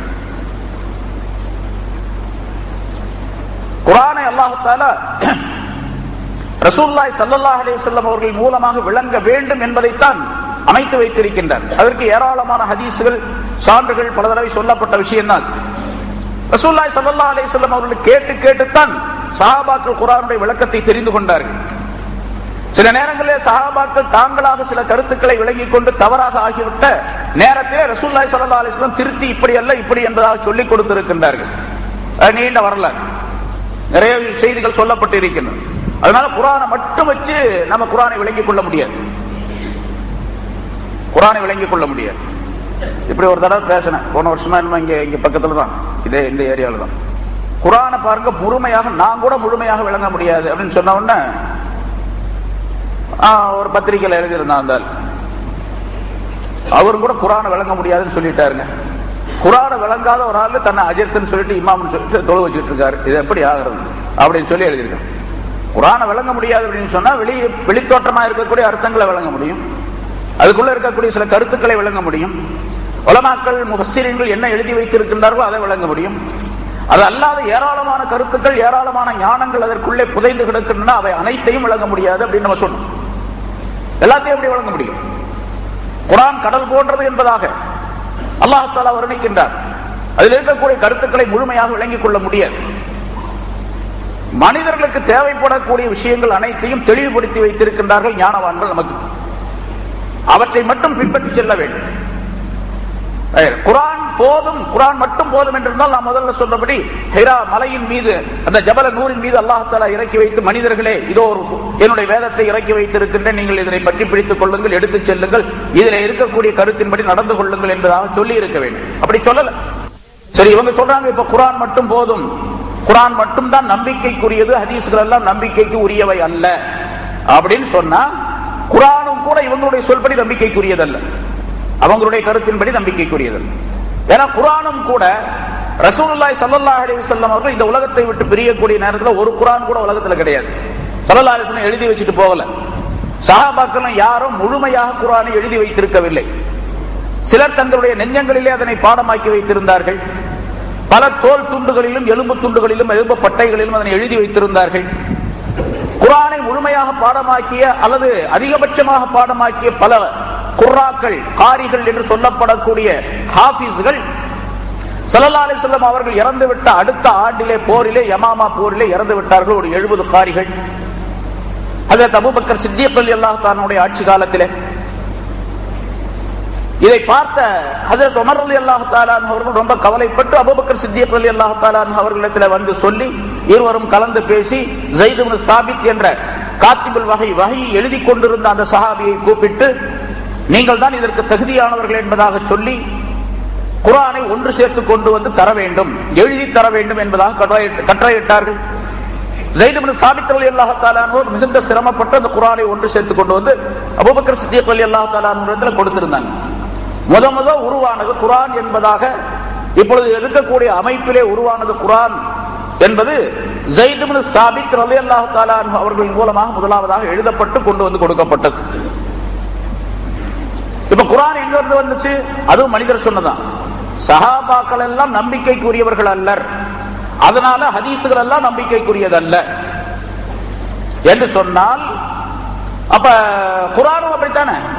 குர்ஆனும் ஒரு சஹாபியின் மூலமாக தொகுக்கப்பட்டதுதான். பின்னால யார் யார் இடத்துல ஆயத்துகள் இருந்தனோ அதையெல்லாம் கேட்டு கேட்டு எழுதினாங்க. அவர்கள் சொல்லக்கூடிய ஹதீஸ் பல தடவை சொல்லப்பட்டு இருக்கின்றது உங்களுக்கு. இங்கே இந்த மலையை, இங்க இருக்கக்கூடிய மலையை பெயர்த்து எடுத்து அந்த பக்கம் கொண்டு போய் வைத்து விடுங்கள் என்று சொல்லி இருந்தாலும் எனக்கு அது லேசா இருக்கும். இந்த குர்ஆனை ஒன்று சேர்த்து கொண்டு வாருங்கள் என்று சொன்னது அவ்வளவு சிரமமானது என்பதாக சொல்லுகின்றார். அவ்வளவு சிரமப்பட்டு அந்த குர்ஆனை கொண்டு வந்து ஒப்படைத்தார்கள் அவர்கள். இப்ப ஸைத் இப்னு சாபித் என்பவரின் மீது நம்பிக்கை இல்லை என்று சொன்னால் குர்ஆன் மீது எப்படி நம்பிக்கை வரும்? சஹாபாக்களை ஒட்டுமொத்தமாக அவர்கள் தவறு செய்யக்கூடியவர்கள் என்பதாக சொல்லும் பொழுது அந்த சஹாபாக்களை சேர்ந்தவர் தான் ஸைத் என்பவரும். அப்ப குர்ஆன் மீது நம்பிக்கை இல்லை அப்படின்னு கொண்டு வரணும். குர்ஆன் மட்டும் எப்படி நம்புறாங்க? இங்க யாராவது அந்த ஆள்கள் இருந்தாங்கன்னா அவங்க வேணா எந்திரிச்சு வரட்டும், இப்ப நம்ம கேட்போம். குர்ஆன் மட்டும் எப்படி நம்புறீங்க? யாராவது இருந்தா வாங்க பார்க்கலாம். குர்ஆன் மட்டும் எப்படி நம்புறீங்க? ஹதீஸ்கள்லாம் தேவையில்லை, ஹதீஸ் எல்லாம் முனாஃபிகீன்களுடைய நயவஞ்சகர்கள் இட்டுக்கட்டியவை அப்படின்னு சொல்றீங்க. இந்த வாரம் இந்த மாசம் போஸ்டர்ல வந்து குர்ஆனோடு போரிடும் ஹதீஸ்கள் அப்படின்னு சொல்லிடுறீங்க. அப்படின்னு சொன்னா குர்ஆன் மட்டும் எப்படி நம்புறீங்க நீங்க? குர்ஆன் மட்டும் நம்ப, அப்படி உங்க சொல்படி குர்ஆனையும் கூட நம்ப கூடாது. சஹாபாக்களை விட்டுருவோம். ரசூலுல்லாஹி ஸல்லல்லாஹு அலைஹி வஸல்லம் அவர்களும் நீங்கள் சொல்லக்கூடிய கருத்துப்படி நம்பிக்கைக்குரியவர் அல்ல. அல்லாஹ் தஆலா யா அய்யுஹல்லதீன ஆமனு ஸல்லு அலைஹி வஸல்லிமு தஸ்லீமா என்று ஸல்லல்லாஹு அலைஹி வஸல்லம் மீது ஸலவாத் சொல்லுமாறு கட்டளையிட்டு இருக்க, அந்த ஆயத்துக்கு அந்த அர்த்தம் அல்ல, வேற எந்த அர்த்தம் தெரியல. நமக்கு தெரிஞ்சா இப்ப சொல்றேன், நான் தெரியல எந்த அர்த்தம் சொல்றாங்கன்னு தெரியல. அந்த அர்த்தம் அல்லன்னு மட்டும் சொல்லியிருக்கான், அவ்வளவுதான். வேற எந்த அர்த்தம் அப்படிங்கிறது தெரியல, சொல்லல. அந்த அர்த்தம் அல்ல. அதனால ஸலவாத் சொல்லக்கூடாது. ரசூலுல்லாஹ் மீது ஸலவாத் சொல்றது ஷிர்க், ஹராம்லாம் இல்ல, குஃப்ர் அல்ல, ஷிர்க். அது பெரிய விஷயம். அதனால ஸலவாத் சொல்லக்கூடாது. ரசூலுல்லாஹ் மீது ஸலவாத் சொல்றது ஷிர்க் அப்படின்னு சொன்னா, அப்ப ஸல்லல்லாஹு அலைஹி வஸல்லம் அவர்கள் சொன்ன குர்ஆன் மட்டும் நீ எப்படி ஏற்றுக்கொள்ற? ஸல்லல்லாஹு அலைஹி வஸல்லம் குர்ஆன் சொன்னாங்க, அவங்க தானே சொன்னாங்க. அவங்களுடைய கல்வில தான் அல்லாஹ் தஆலா இறக்கி வைத்தான் குர்ஆனை. அவர்கள் தங்களுடைய புனித நாவின் மூலமாக அதை சொன்னார்கள். ஸல்லல்லாஹு அலைஹி வஸல்லம் அவர்கள் தேவையில்லை, அவங்களுடைய ஹதீஸ் தேவையில்லை அப்படின்னு சொன்னா, ஹதீஸ் மாத்தா குர்ஆன், ஹதீஸ் மாத்தா குர்ஆன், குர்ஆன் மாத்தா ஹதீஸ். குர்ஆன்ங்கிறது ஒன்னல்ல ரெண்டு. குர்ஆன்ங்கிறது ஒன்னல்ல ரெண்டு. ஜிப்ரீல் அலைஹிஸ்ஸலாம் அவர்கள் மூலமாக அல்லாஹ் தஆலா ரசூலுல்லாஹி ஸல்லல்லாஹு அலைஹி வஸல்லம் கல்விலே போட்டு அவர்கள் சொன்னது ஒரு குர்ஆன். அதான் நாம குர்ஆன்னு சொல்றோம். இது வஹயுல் மத்லூவன், ஜிப்ரீல் அலைஹிஸ்ஸலாம் அவர்கள் மூலமாக ஓதப்பட்ட வஹி என்பதாக சொல்லப்படும். ஸல்லல்லாஹு அலைஹி வஸல்லம் தாங்களாக சொன்ன ஹதீஸ்கள் இருக்கின்றனவே, அது பூராவும் அது ஒரு வகை, அது ஒரு குர்ஆன் தான். அது கைரு முத்லு, ஓதப்படாத, ஜிப்ரீல் மூலமாக ஓதப்படாத ஒரு வகை. அல்லாஹ் தஆலா நேரடியாக இல்ஹாமின் மூலமாக, உதிப்பின் மூலமாக அவர்களுக்கு உள்ளத்திலே போட்டு அவர்களுடைய நாவின் மூலமாக வெளிப்படுத்தியவை. அது ஹதீஸ். வமா யன்திகு அனில் ஹவா. நீங்க எந்த குர்ஆன் போதும்னு சொல்றீங்களோ அந்த குர்ஆன்ல அல்லாஹ் தஆலா சொல்றான், வமா யன்திகு அனில் ஹவா. அவர் தன்னுடைய மனோ விருப்பப்படி எதையுமே பேசவில்லை, எதையுமே பேசவில்லை. அது மட்டுமல்ல, ஒன்னல்ல ரெண்டல்ல, ஏராளமான விஷயங்கள், ஏராளமான ஆயத்துகள் இருக்கு.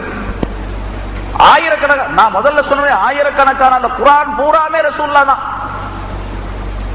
ரசூலுல்லாஹி ஸல்லல்லாஹு அலைஹி வஸல்லம் அவர்களை பற்றி தான் குர்ஆன் பூரா. குர்ஆன் தான் ரசூல், ரசூல் தான் குர்ஆன். அப்படித்தான் இருக்கு.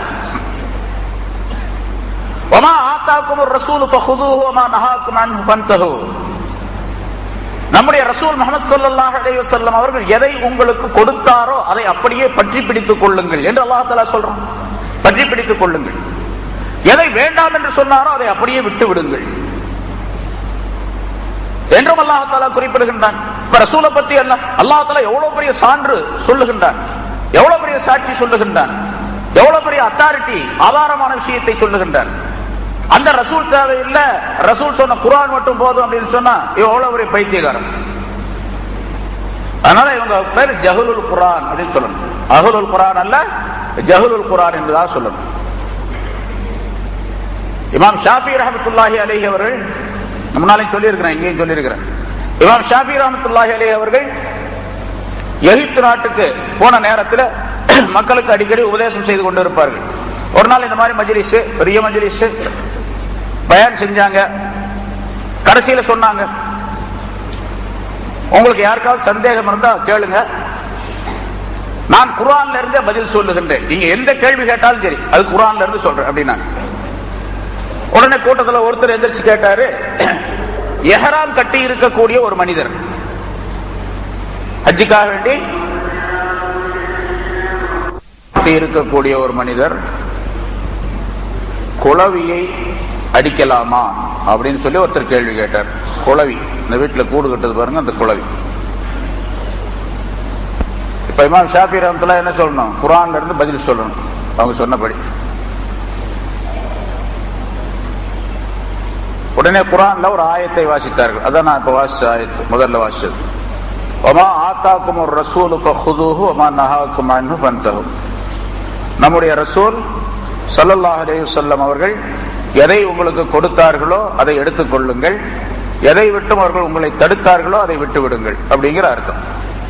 இந்த ஆயத்தை வாசித்து காட்டி ரசூலுல்லாஹி ஸல்லல்லாஹு அலைஹி பிறகு இமாம் ஷாஃபி ரஹ்மத்துல்லாஹி அவர்கள் சொன்னார்கள், அந்த ரசூல் ஸல்லல்லாஹு அலைஹி வஸல்லம் அவர்கள் சொல்லி இருக்கின்றார்கள், லா அத்ரி மா பகாஇ ஃபீக்கும். உங்களுக்கு மத்தியிலே நான் எவ்வளவு காலம் வாழ்ந்திருப்பேன் என்று எனக்கு தெரியாது.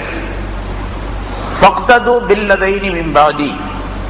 எனக்கு பின்னால் நீங்கள் இந்த இருவரை பின்பற்றுங்கள், அபூபக்கர், உமர் ரலியல்லாஹு தஆலா அன்ஹும். இந்த ரெண்டு பேரை நீங்கள் பின்பற்றுங்கள் என்று ரசூலுல்லாஹி ஸல்லல்லாஹு அலைஹி வஸல்லம் அந்த நேரத்தில் சொன்னாங்க.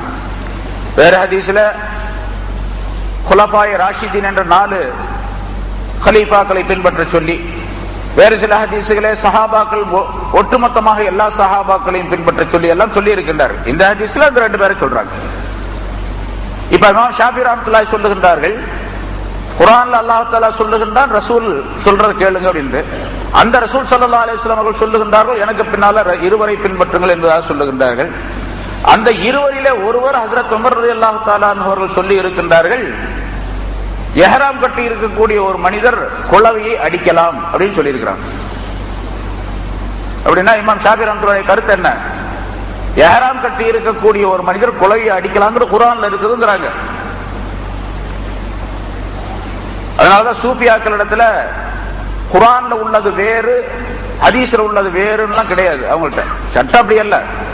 உதாரணமா தாடி வைக்கிறது, தாடி வைக்கிறது அதுவும் ஃபர்லு தான், நகை வெட்டுறது அதுவும் ஃபர்லு தான். ரசூலுல்லாஹி ஸல்லல்லாஹு அலைஹி வஸல்லம் என்னென்ன சொல்றீங்களோ அதெல்லாம் ஃபர்லு தான். ஃபர்லு சுன்னத்துன்னு பிரிக்காதீங்க அப்படின்னு சில சூஃபியாக்களுடைய கருத்து. அது ஷரியத்துடைய கருத்து அல்ல. ஷரியத்துல சுன்னத்து வேற, ஃபர்லு வேற தான். இப்ப இமாம் ஷாஃபி ரஹ்மத்துல்லாஹி சொல்லக்கூடிய கருத்து என்னவென்று சொன்னால், குர்ஆன்ல உள்ளதான் ரசூல் சொன்னாங்க, ரசூல் சொன்னதான் சஹாபாக்கள் சொன்னாங்க. அதனால ஹதீசுகளை பின்பற்றுவது, அதே போல சஹாபாக்கள் சொன்னதை பின்பற்றுவது, அவர்களிலிருந்து கிடைத்த அந்த வழியாக சொல்லப்பட்ட இமாம்களுடைய கருத்துக்களை, ஃபிக்ஹுடைய சட்டங்களை பின்பற்றுவது எல்லாமே குர்ஆனை பின்பற்றுவதாகத்தான் அர்த்தம். ஆனால் குர்ஆன் மட்டும் போதும் அப்படின்னு சொன்னா எந்த வேலையும் செய்ய முடியாது, எந்த அமலையும் செய்ய முடியாது. எப்படி தொழுகிறது? முதல்ல சொன்ன மாதிரி தொழுகைக்கு சொல்லியாச்சு, ருக்குவுக்கு போனா சுஜூதுக்கு போனா இப்படி ஓதணும் அப்படின்ட்டு. நோன்பு எப்படி வைக்கிறது, எவ்வளவு நேரம் வைக்கிறது, அதுக்கு என்ன சட்டங்கள், எதனால நோன்பு முறியும், எதனால நோன்பு முறியாது அப்படிங்கிற சட்டங்கள்லாம் குர்ஆன்ல இருந்து நேரடியாக தெரிய முடியாது. அதே மாதிரி ஹஜ் செய்யறது எப்படி, ஹஜ்ல பல விளக்கங்கள் குர்ஆன்ல சொல்ல தெரிய முடியாது. தவாப் செய்யணும் இருக்குது, சை செய்யணும் இருக்குது, அவ்வளவுதான். எப்படி செய்யறது, என்ன முறையில செய்யறது, ஒவ்வொரு செயலை பற்றியும் ரசூலுல்லாஹி ஸல்லல்லாஹு அலைஹி வஸல்லம் அவர்கள் தங்களுடைய நடைமுறையை பின்பற்றத்தான் சொல்லி இருக்கின்றார்கள். ஹஜ்ஜை பற்றி சொல்லும் போது குது அன்னி மனாசிக்கக்கும், உங்களுடைய ஹஜ்ஜுடைய காரியங்களை, கிரியைகளை என் மூலமாக நீங்கள் எடுத்துக் கொள்ளுங்கள், நான் எப்படி செய்கின்றேனோ அப்படியெல்லாம் செய்யுங்கள் என்று ரசூலுல்லாஹி ஸல்லல்லாஹு அலைஹி வஸல்லம் சொன்னாங்க. அதே மாதிரி தொழுகையை பற்றி, நோன்பை பற்றி, எல்லா வணக்க வழிபாடுகளை பற்றியும் சொல்லி இருக்கின்றார்கள். அதனால குர்ஆனை மட்டும் வச்சு எந்த வணக்கத்தையும் எந்த செயல்பாட்டையும் சரியாக தெரிந்து கொள்ள முடியாது. அரைகுறையாக தெரிந்து கொள்ளலாம், அரைகுறையாக தெரிந்து அதுக்கு பேர் அமல் என்பதாக ஆகாது. தொழுங்க அப்படின்றது தொழலாம், எவ்வளவு தொழுகிறது தெரியாது. நோன்பு வைங்கன்றது எப்படி நோன்பு வைக்கிறது தெரியாது. ஜகாத் கொடுங்கன்றது எப்படி, எவ்வளவு, எதிலிருந்து கொடுக்கிறது, யாருக்கு கொடுக்கிறது சொல்லப்பட்டு இருக்கின்றது, பொதுவாக சொல்லப்பட்டு இருக்கின்றது. அதனால குர்ஆன் என்பது மட்டும் போதாது, ஷரியத்தை விளங்குவதற்கு ஹதீஸ்களும் கட்டாயம் தேவை. நம்ம ஆரம்பத்தில் சொல்லிட்டு வரோம், ஹதீஸ் மட்டும் போதாது, சஹாபாக்களுடைய வரலாறுகளும் நடைமுறைகளும் நமக்கு தேவை. அது மட்டும் போதாது, இமாம்கள் வகுத்து தந்த ஃபிக்ஹுடைய சட்டங்களும் தேவை. ஃபிக்ஹுடைய சட்டங்கள் இல்லாமல் ஹதீஸை விளங்க முடியாது, ஹதீஸ்கள் இல்லாமல் குர்ஆனை விளங்க முடியாது. எல்லாம் ஒன்றுக்கொன்று தொடர்புடையது என்ற காரணத்தினால் ஷரியத் என்பது 4 வகையான அம்சங்களை கொண்டதாக ஆக்கப்பட்டு இருக்கின்றது. குர்ஆன், ஹதீஸ், இஜ்மா, கியாஸ் என்பதாக இந்த 4 தான் ஷரியத்துடைய ஆதாரமாக, அடிப்படைகளாக ஆக்கப்பட்டு இருக்கின்றன. அதன் மூலமாகத்தான் ஷரியத்தில் எல்லா காரியங்களையும் தெரிந்து கொள்ள முடியும். மனிதனுடைய வாழ்க்கைக்கு தேவையான எல்லா காரியங்களும் அது இல்லாமல் தெரிந்து கொள்ள முடியாது. குர்ஆன் மட்டும் போதும் அப்படின்னு சொல்லக்கூடியவர்கள் ஜஹலுல் குர்ஆன், குர்ஆனை அறியாதவர்கள் என்பதை நாம் விளங்கி செயல்படக்கூடியவர்களாக இருக்க வேண்டும். அத்தகைய நல்ல பண்புகளை, பாக்கியத்தை, மனப்பான்மை நம் அனைவருக்கும் அல்லாஹ் தஆலா தந்தருள்வானாக. அவர்களுக்கு அல்லாஹ் தஆலா ஹிதாயத்தை தந்தருள்வானாக என்பதாக சொல்லி என்னுடைய உரையை முடிக்கிறேன். வாஹிரு தஅவானா அல்ஹம்துலில்லாஹி ரப்பில் ஆலமீன். 24/1/98 அன்று சென்னை ஈத்கா மஸ்ஜிதில் மௌலானா மௌலவி அல்ஹாஜ் KA நிசாமுத்தீன் ஹஸ்ரத் அவர்கள் பேசிய பயானிலிருந்து ஒரு பகுதியை இப்பொழுது கேட்கலாம். குர்ஆன் போதும், ஹதீஸ் தேவையில்லை அப்படின்னு சொன்னா ரசூலும் தேவையில்லை அப்படின்னு வரணும். ஹதீஸ் தேவையில்லைன்னு சொன்னா ரசூலும் தேவையில்லை. அப்ப ரசூல் தேவையில்லைன்னு சொன்னா குர்ஆன் உள்ள ஆயத்துகள்லாம் என்ன ஆகிறது, அத்தியுல்லாஹ் வ அத்தியுர் ரசூல் அப்படிங்கிறது என்ன ஆகிறது? நான் சொன்ன முதல்ல வாசிச்ச அந்த ஆயத்தா உமா ஆத்தாக்கும் ரசூல் ஃபஹுதுஹு வமா நஹாக்கும் அன்ஹு என்ற ஆயத்து என்ன ஆகுது? அப்புறம் குர்ஆனையே அல்லாஹ் தஆலா சொல்லும்போது லிதுபய்யின லின்னாஸி மா நுஸில பிஹி என்ற ஆயத்துக்குரிய விளக்கம் என்ன ஆகுது? ஸல்லல்லாஹு அலைஹி வஸல்லம் அவர்களை அனுப்பியது இந்த குர்ஆனை விளக்கி காட்டுவதற்காக வேண்டித்தான். குர்ஆன் மட்டும் போதும் அப்படின்னா ரசூல் வர வேண்டிய அவசியம் இல்லை. இது முன்னாடி நம்ம சொல்லிட்டு இருக்கோம், குர்ஆன் மட்டும் போதும்னு சொன்னா ரசூல் வேண்டிய அவசியமே இல்லை. இப்ப குர்ஆனுக்கு ரசூல் கட்டாயம் தேவை அப்படிங்கிறதுனாலதான் அந்த ரசூல் மக்களுக்கு மத்தியில் நம்பிக்கைக்குரியவராக இருக்க வேண்டும் என்பதற்காக வேண்டி அந்த ரசூலை பற்றி எந்த விதமான அப்பழுக்கும் இந்த மக்களுடைய உள்ளங்களிலே இருக்கக்கூடாது என்பதற்காக வேண்டித்தான் குர்ஆன் அருளப்படுவதற்கு 40 ஆண்டுகளுக்கு முன்னாலேயே ரசூலுல்லாஹி ஸல்லல்லாஹு அலைஹி வஸல்லம் அவர்களை அனுப்பி வைத்து அந்த ரசூலை பற்றியுள்ள எல்லா செய்திகளையும், அவருடைய வெளித்தோற்றம், அந்தரங்கம், ஜாஹிர், பாத்தின் என்று சொல்லப்படக்கூடிய எல்லா விஷயங்களையும் அந்த மக்கள் அணு அணுவாக தெரிந்து வைத்திருந்தார்கள். அப்படி தெரிந்து வைத்திருந்த பின்னால் தான் குர்ஆனை இறக்கி வைத்து ஃபஸ்தா பிமா துமர் என்று அல்லாஹ் தஆலா கட்டளையிட்டான். குர்ஆனை இறக்கி வைக்கிறதுக்கு ரசூலுல்லாஹி ஸல்லல்லாஹு அலைஹி வஸல்லம் கட்டாயம் தேவை என்பதை அந்த 40 ஆண்டுகளுடைய வாழ்க்கை வரலாறு சொல்லி காட்டுகின்றது. இல்லைன்னு சொன்னா குர்ஆன் ரசூல் இல்லைன்னு சொன்னால் குர்ஆனே கிடையாது. சரி, இன்னொரு கேள்வி அவங்கள்ட்ட கேட்போம். நம்ம அவங்க என்ன எழுதுறாங்க, இதுல நிறைய இந்த புத்தகத்தில் நிறைய விஷயங்கள் இருக்கு, எல்லாத்தையும் பேசுற குறிப்பு வச்சிருக்கிறேன். ஆனா பேசினா 2-3 மணி நேரம் தேவையில்லை. ஹதீஸ்கள் எல்லாம் மனிதர்களுடைய கையாடல்கள். மனிதர்கள் தங்களுடைய விருப்பப்படி ஹதீஸ்களை கையாண்டார்கள். ஹதீஸ் என்பது நயவஞ்சர்கள், அதாவது முனாஃபிகீன்களால் இட்டுக்கட்டிய கற்பனை கதைகள் அப்படின்னு ஒரு இடத்துல எழுதலாம்.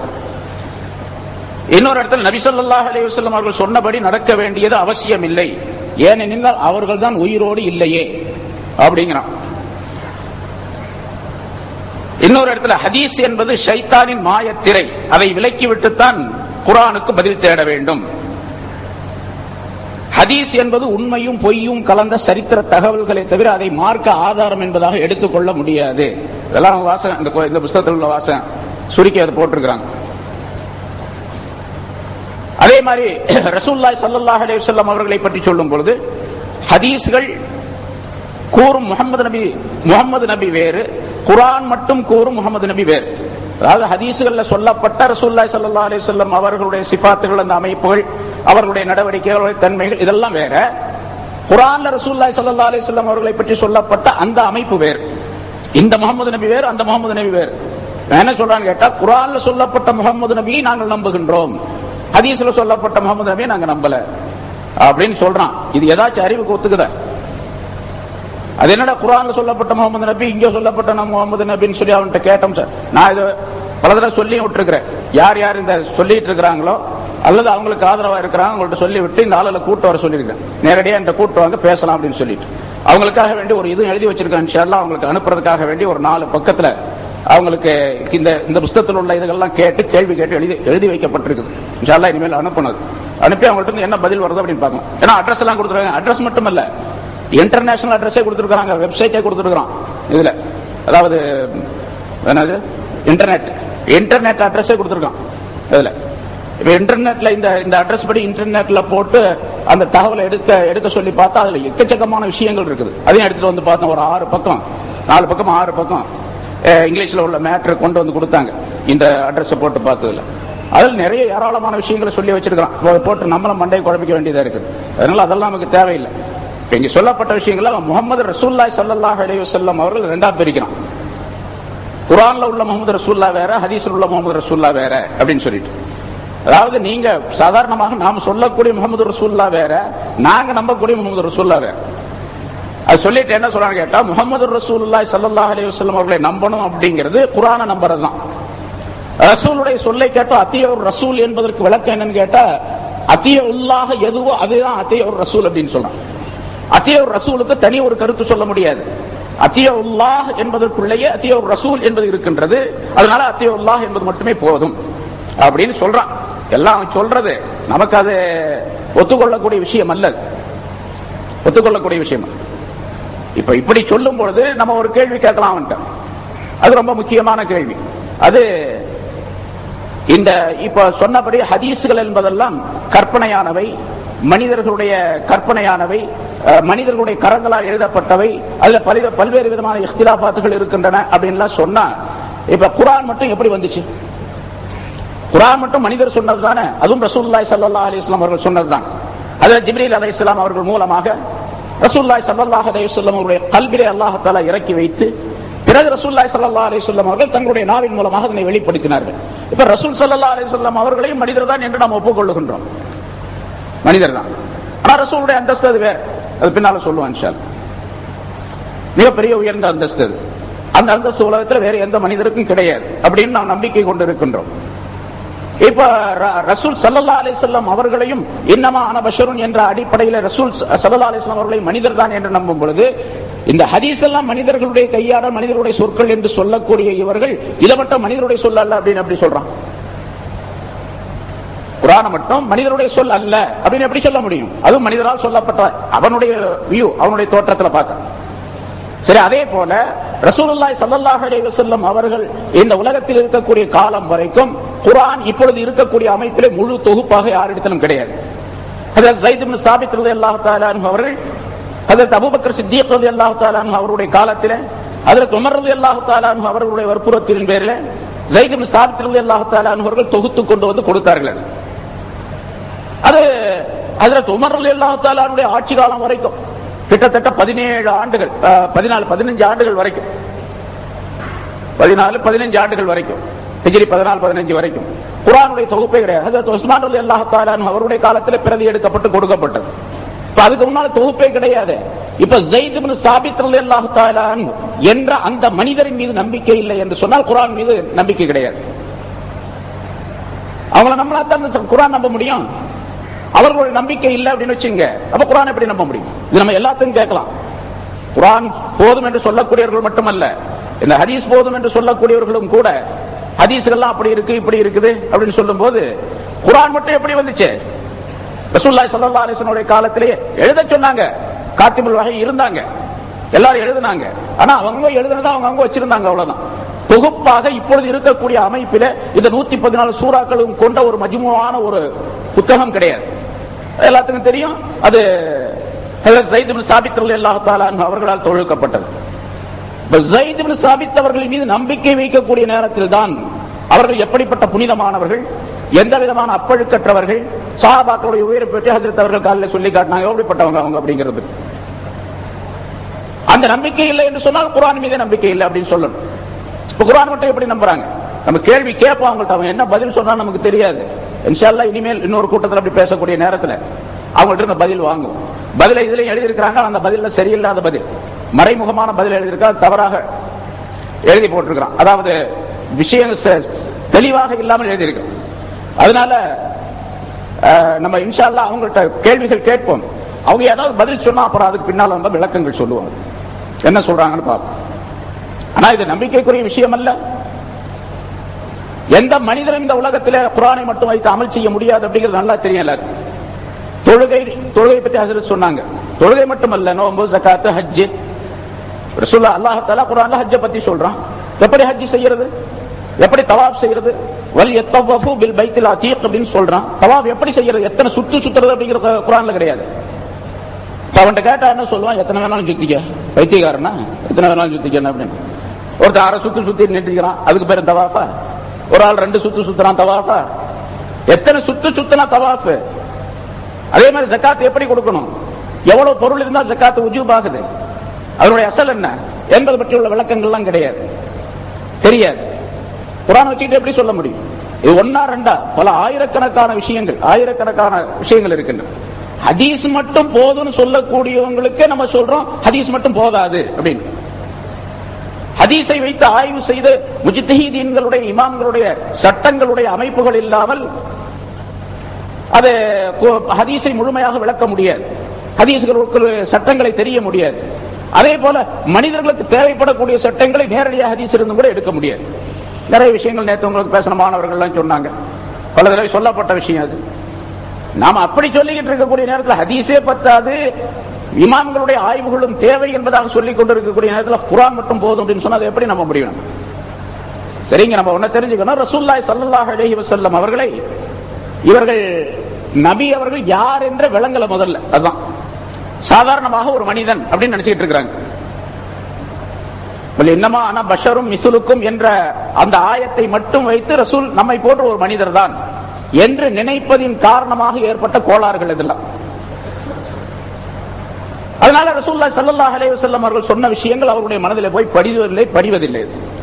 எப்படி ரசூலுல்லாஹி ஸல்லல்லாஹு அலைஹி வஸல்லம் அவருடைய சொற்களை எப்படி கேட்க வேண்டும், அதை எப்படி நம்ப வேண்டும், அவர்கள் எந்த தரத்தில் உள்ளவர்கள், எந்த அமைப்பில் உள்ளவர்கள், அவர்களுடைய சொற்களை ஏற்றுக்கொள்ளாவிட்டால் இந்த மனித சமுதாயத்திற்குரிய நஷ்டங்கள் என்ன, லாபங்கள் என்ன, ஏற்றுக்கொண்டால் லாபங்கள் என்ன, ஏற்றுக்கொள்ளாவிட்டால் நஷ்டங்கள் என்ன என்பது பற்றி உள்ள விளக்கங்களை எல்லாம் தெரியாததின் காரணமாக, புரிந்து கொள்ளாததின் காரணமாக இவங்க சொல்லக்கூடிய ஷைத்தானுடைய மாயத்திரை அப்படின்னு ஹதீசுகளை சொல்றான். நம்ம சொல்றோம் அவன் குர்ஆனை மட்டும் இந்த ஹதீசுகளை விளங்க முடியாமல் ஷைத்தான் அவனுக்கு ஒரு திரையை போட்டு வச்சிருக்கான். அவனுடைய திவாகல ஒரு ஃபுதூர், ஒரு தடுப்பை அல்லாஹ் ஏற்படுத்தி விட்டான், விளங்க முடியாத ஒரு தன்மையை ஏற்படுத்தி விட்டான். அதன் காரணமாக தடுமாற்றத்தில் இருக்கின்றார். அதனாலதான் அல்லாஹ் தஆலா குர்ஆன்ல தெளிவாக சொன்னா, நம்ம எல்லாருக்கும் தெரிஞ்ச விஷயம், யாருக்கு அல்லாஹ் தஆலா நேர்வழியை நாடுகின்றானோ அவர்களுக்கு தான் நேர்வழி கிடைக்கும். இங்கே ரசூலுல்லாஹி ஸல்லல்லாஹு அலைஹி வஸல்லம் அவர்களை பற்றியுள்ள மதிப்பு மரியாதை அவர்களுக்கு தெரியவில்லை. ரசூலுல்லாஹி ஸல்லல்லாஹு அலைஹி வஸல்லம் அவர்கள் இதையும் சொல்லி தந்திருக்கின்றார்கள். எல்லாம் தெரிஞ்ச ஹதீஸ் தான். வானில் மிக்தாம் இப்னு மஅதி கரீம் ரலியல்லாஹு தஆலா அன்ஹு قال اني اوتيت القرآن ومثله معه. அதுபோன்று குர்ஆனும் அதுபோன்று ஒன்றும் நான் கொடுக்கப்பட்டு இருக்கின்றேன். எல்லாம் தஹ்சீல் மாணவர்களுக்கு எல்லாத்துக்கும் தெரியும். வஹீயை பற்றி உள்ள ஹதீஸுகள்ல நீங்க படிச்சிருப்பீங்க. அதை பற்றி உள்ள விளக்கங்கள்ல ஹதீஸ் என்பது ரெண்டு வகை, அல்லாஹ் தஆலா இறக்கி வச்சது. குர்ஆன் என்பது ரெண்டு வகை. ரசூலுல்லாஹி ஸல்லல்லாஹு அலைஹி வஸல்லம் அவர்களுக்கு அல்லாஹ் தஆலா ஜிப்ரீல் அலைஹிஸ்ஸலாம் மூலமாக இறக்கி வைத்தது வஹீ. அதே போல ஸல்லல்லாஹு அலைஹி வஸல்லம் அவர்களுக்கு மறைமுகமாக கொடுத்த இல்ஹாமின் மூலமாக கொடுத்தது பூரா அதுவும் வஹீ தான். வஹீயுன் மத்லூபுன் வஹீயுன் கைரு மத்லூப் என்பதாக படிச்சிருக்கிறீங்க. இப்ப வஹீ என்பது ரசூலுல்லாஹி ஸல்லல்லாஹு அலைஹி வஸல்லம் அவர்களுக்கு ஜிப்ரீல் அலைஹிஸ்ஸலாம் மூலமாக கொடுத்தது மட்டுமல்ல, அல்லாஹ் தஆலா ரசூலுல்லாஹி ஸல்லல்லாஹு அலைஹி வஸல்லம் அவர்களுடைய நாவின் மூலமாக எதையெல்லாம் சொல்லி வைத்தானோ அது பூரா வஹீ தான். மறைமுகமான வேறொரு வகையான வஹீ. வமா யன்திகு அனில் ஹவா என்ற ஆயத்தின் மூலமாக அல்லாஹ் தஆலா உறுதிப்படுத்துகின்றான். அப்ப ரசூல் சொன்னதும் வஹீ என்பதை நாம் நம்ப வேண்டும். அதே ரசூலுல்லாஹ் இங்கே சொல்லுகின்றார்கள் ஸல்லல்லாஹு அலைஹி வஸல்லம், ஊதீதுல் குர்ஆன வ மிஸ்லஹு மஅஹு அலா யூஷிகு ரஜுலுன் ஷபஆன் அலா அரீகதி. வயிறு நிறைய சாப்பிட்ட ஒரு ஆளு தன்னுடைய அந்த சாய்மானத்தின் மீது சாய்ந்து கொண்டு யகூல் அவன் சொல்லுவான். அப்படித்தானே இருக்கிற அந்த ஆளுக பூரா எப்படின்னு கேட்டா, நல்ல வருமானம், கோடிக்கணக்கா காசுகள் வருது, அதனால உயர்தரமான சாப்பாட்டை சாப்பிட்டு ரொம்ப அழகா சாஞ்சு நிறைய சாப்பிட்ட உடனே மூளை வேலை செய்யறதுல ஒரு மாதிரியா போயிடுது. அதனால பின்னால சொல்றான், யகூல் அலைக்கும் பிஹாதல் குர்ஆன், இந்த குர்ஆனை மட்டும் பற்றி பிடித்துக் கொள்ளுங்கள். ஃபமா வஜத்தும் ஃபீஹி மின் ஹலாலின் ஃபஹில்லுஹு வமா வஜத்தும் ஃபீஹி மின் ஹராமின் ஃபஹர்ரிமுஹு அப்படின்னு அவன் சொல்றான். வயிறு நிறைய திண்டு போட்டு தலையை நல்லா சாஞ்சிக்கிட்டு உட்கார்ந்து இப்படி சொல்லிக்கிட்டு இருக்கிறான் அந்த ஆளு. ரசூலுல்லாஹி ஸல்லல்லாஹு அலைஹி வஸல்லம் அவர்கள் சொல்லுகின்றார், அதாவது குர்ஆனை மட்டும் பற்றி பிடிங்கள், அதுல எது ஹலால்னு சொல்லப்படுதோ அது ஹலால் தான், எது ஹராம் சொல்லப்படுதோ அதை மட்டும் ஹராமாக நீங்க ஆக்கிக் கொள்ளுங்க. அப்ப ஹராம் ஹலால் என்பது குர்ஆனோடு நிறுத்திக் கொள்ள வேண்டுமே தவிர ஹதீஸ்களுக்கு போகக்கூடாது என்று சொல்லக்கூடிய ஒரு கூட்டம் ஒரு காலம் வரும், மனிதர்கள் சொல்லக்கூடிய ஒரு காலம். அலா லா யஹில்லு லக்குமுல் ஹிமாருல் லஹ்லியு வலா குல்லு ஸீ நாபின் மினஸ் ஸிபா என்று ரசூலுல்லாஹி ஸல்லல்லாஹு அலைஹி வஸல்லம் அவர்கள் வேறொரு ஹதீஸின் மூலமாக நான் சொல்லக்கூடிய சில விஷயங்களும் உங்களுக்கு ஹராமாக இருக்கின்றன. எப்படி குர்ஆன் ஹராமாக்கி வைக்கின்றதோ அதே போன்று நானும் சில விஷயங்களை ஹராமாக்கி வைக்கின்றேன். இன்னொரு ஹதீஸ்ல ஸல்லல்லாஹு அலைஹி வஸல்லம் சொல்லுகின்றார்கள், இன்னல்லாஹ லம் யுஹர்ரிம் ஷைஅன் இல்லா மா ஃபீ ஹாதல் குர்ஆன் அலா வ இன்னி வல்லாஹி கது அமர்து வ வஅஸ்து வ நஹைது அன் அஷ்யா இன்னஹா கமிஸ்லில் குர்ஆன் அவ் அக்ஸர. நான் சில விஷயங்களை உங்களுக்கு கட்டளையிடுவேன், சில விஷயங்களை உபதேசம் செய்வேன், சில விஷயங்களை உங்களை விட்டு தடுத்திருக்கின்றேன். அதுவும் குர்ஆனை போலதான். நான் சொன்ன காரியங்கள் எல்லாமே குர்ஆனை போல. அதனால் நான் சொன்னது வேறு, குர்ஆன் சொன்னது வேறு அப்படிங்கிறது நீங்க பிரிச்சு பார்க்க கூடாது என்பதை ரசூலுல்லாஹி ஸல்லல்லாஹு அலைஹி வஸல்லம் இங்கே சொல்லுகின்றார்கள். இந்த மாதிரி சில ஹதீஸ்களை வைத்துத்தான் சில சூஃபியாக்களிடத்துல அல்லாஹ் சொன்னது வேறு, ரசூல் சொன்னது வேறு அப்படின்னு பிரிக்கவே கூடாது என்பதாக குறிப்பிடுகின்றார்கள். நமக்கு ஷரியத்துடைய சட்டம் அப்படி இல்லை. அதுல சுபூத்தாகக்கூடிய குர்ஆன்ல சுபூத்தாகக்கூடிய விஷயங்கள் வேறு, ஹதீஸின் மூலமாக சுபூத்தாகக்கூடிய சட்டங்கள் வேறு அமைப்பில் இருக்கும். அது ஃபர்லான காரியங்கள், இது வாஜிபான சுன்னத்தான காரியங்கள் என்பதாக சொல்லுவோம். ஆனா சூஃபியாக்களிடத்துல எல்லாமே ஒண்ணுதான். தாடி வைக்கிறதும் ஃபர்லு தான், நகம் வெட்டுறதும் ஃபர்லு தான். எதை ரசூலுல்லாஹி ஸல்லல்லாஹு அலைஹி வஸல்லம் சொன்னார்களோ அதுவெல்லாம் ஃபர்லு தான் சூஃபியாக்களிடத்துல. ஏன்னா அல்லாஹ் தஆலா குர்ஆன்லயே சொன்னா அத்தியுல்லாஹ் வ அத்தியுர் ரசூல்னா அல்லாஹ் தான் சொல்றான் அத்தியுர் ரசூல் அப்படின்னு சொல்லிட்டு, வமா ஆதாகுமுர் ரசூல் ஃபஹுதுஹு வமா நஹாகும் அன்ஹு ஃபன்தஹு என்று அவன் தான் சொல்றான். அவன் சொல்றத பெண்ண ஃபர்லு தான் அப்படிங்கறாங்க. அல்லாஹ் சொல்லுவது ஃபர்லு தான். அல்லாஹ் என்ன சொல்றான்? அத்தியுர் ரசூல் சொல்றான். அல்லாஹ் என்ன சொல்றான்? வமா ஆதாகுமுர் ரசூல் ஃபஹுதுஹுன்னு சொல்றான். அப்ப ஃபர்லு தான். இன்னும் மேலே போனா இன்னும் அல்லாஹ் தஆலா சொல்லுகிறான், வமன் யுதிர் ரசூல் ஃபகத் அத்தா அல்லாஹ். இது பாருங்க எவ்வளவு அழகா தெளிவுபடுத்தப்படுகின்றது. அங்கே ரசூலுக்கு வழிபட்டவர் தான், கட்டுப்பட்டவர் தான் அல்லாஹ்வுக்கு கட்டுப்பட்டவராக ஆக முடியும். ஆனா ஷரியத்துல அப்படி கிடையாது. ஷரியத்துல கொஞ்சம் வித்தியாசம் இருக்குது. ஷரியத்துல அல்லாஹ் தஆலா சொன்ன விஷயங்களை எல்லாம் கேட்பதற்கு பேரு, அதை எடுத்து நடப்பதற்கு பெயர் இதாஅத் என்பதாக சொல்லப்படும்.